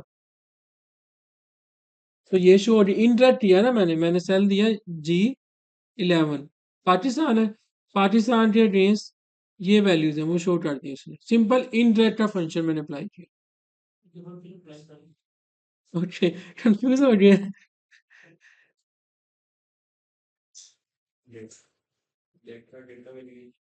ये देखें डाटा, ये मैंने एक बहुत बेसिक सा डाटा वैलिडेशन के अंदर रूल लगाया है, इसके अलावा बहुत कुछ हो सकता है। यहाँ पे मैंने किया लिस्ट, और इधर मैंने लिस्ट की सिलेक्शन की है इस तरह से, पाकिस्तान और यूएस। ओके कर दिया।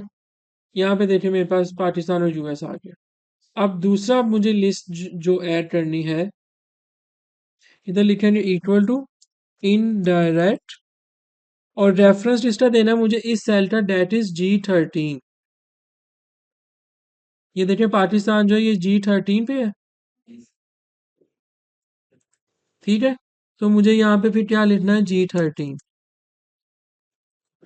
और इसको ओके कर देना। अब देखें यहाँ पाकिस्तान की सिटीज आ रही हैं। जब आपकी यहाँ पे स्टेट यूएस हो जाएगी, कंट्री जो है यूएस हो रही, तो उसकी स्टेट्स आ जाएंगी। ठीक है, तो ये पहले लेक्चर में रह गया था, तो ये थोड़ा सा कम्प्लेक्स था, तो इसलिए मैंने उसको नहीं किया था। तो इट्स ऑल अबाउट कि आप एक्सेल के अंदर, मैंने कोशिश किया कि इस कोर्स को अच्छी तरह से कवर अप कर सकूं। और मैंने यहाँ पे डिफरेंट स्टार्टिंग के अंदर हमने पहले एक्सेल के इसेंशियल ऑपरेशंस के बारे में पढ़ा, फिर हमने उनको मैनेज कैसे करते हैं उसको देखा, राइट टूल किस सिचुएशन में यूज़ करते हैं उसको स्टडी किया, हमने विजुअलाइजेशन पे बात की, एनालिसिस की बात की, और कैलकुलेशन की जो है बात की है। अल्टीमेटली ये सब चीज़ें आपकी एक तरह से यूज़ होती हैं आपके डैशबोर्ड को डिज़ाइन करने में। अब आपने एनालिसिस करने हैं, तो फार्मूलाज की मदद से आप एनालिसिस करेंगे। कोई भी डैशबोर्ड आपने डिजाइन करना है, आपने डाटा का डैशबोर्ड क्या है, it's just the visualization of the data set जो आपके पास है। तो आपने चार्ट्स पढ़े हैं, तो आप इन चार्ट्स के ऊपर मैंने आपको डिफरेंट कस्टमाइजेशन की मेथड्स बताए हैं। उन मेथड के थ्रू आप उसकी डिफरेंट चार्ट्स को अपनी स्क्रीन पे पेश करते हुए उनकी विजुअलाइजेशन जो है वो और बेहतर कर सकते हैं। तो जो चीज़ जैसे आप चेंज करेंगे उसी हिसाब से बाकी सारी चीज़ों पे उसका इफेक्ट जो है वो आपको देखने को मिलेगा।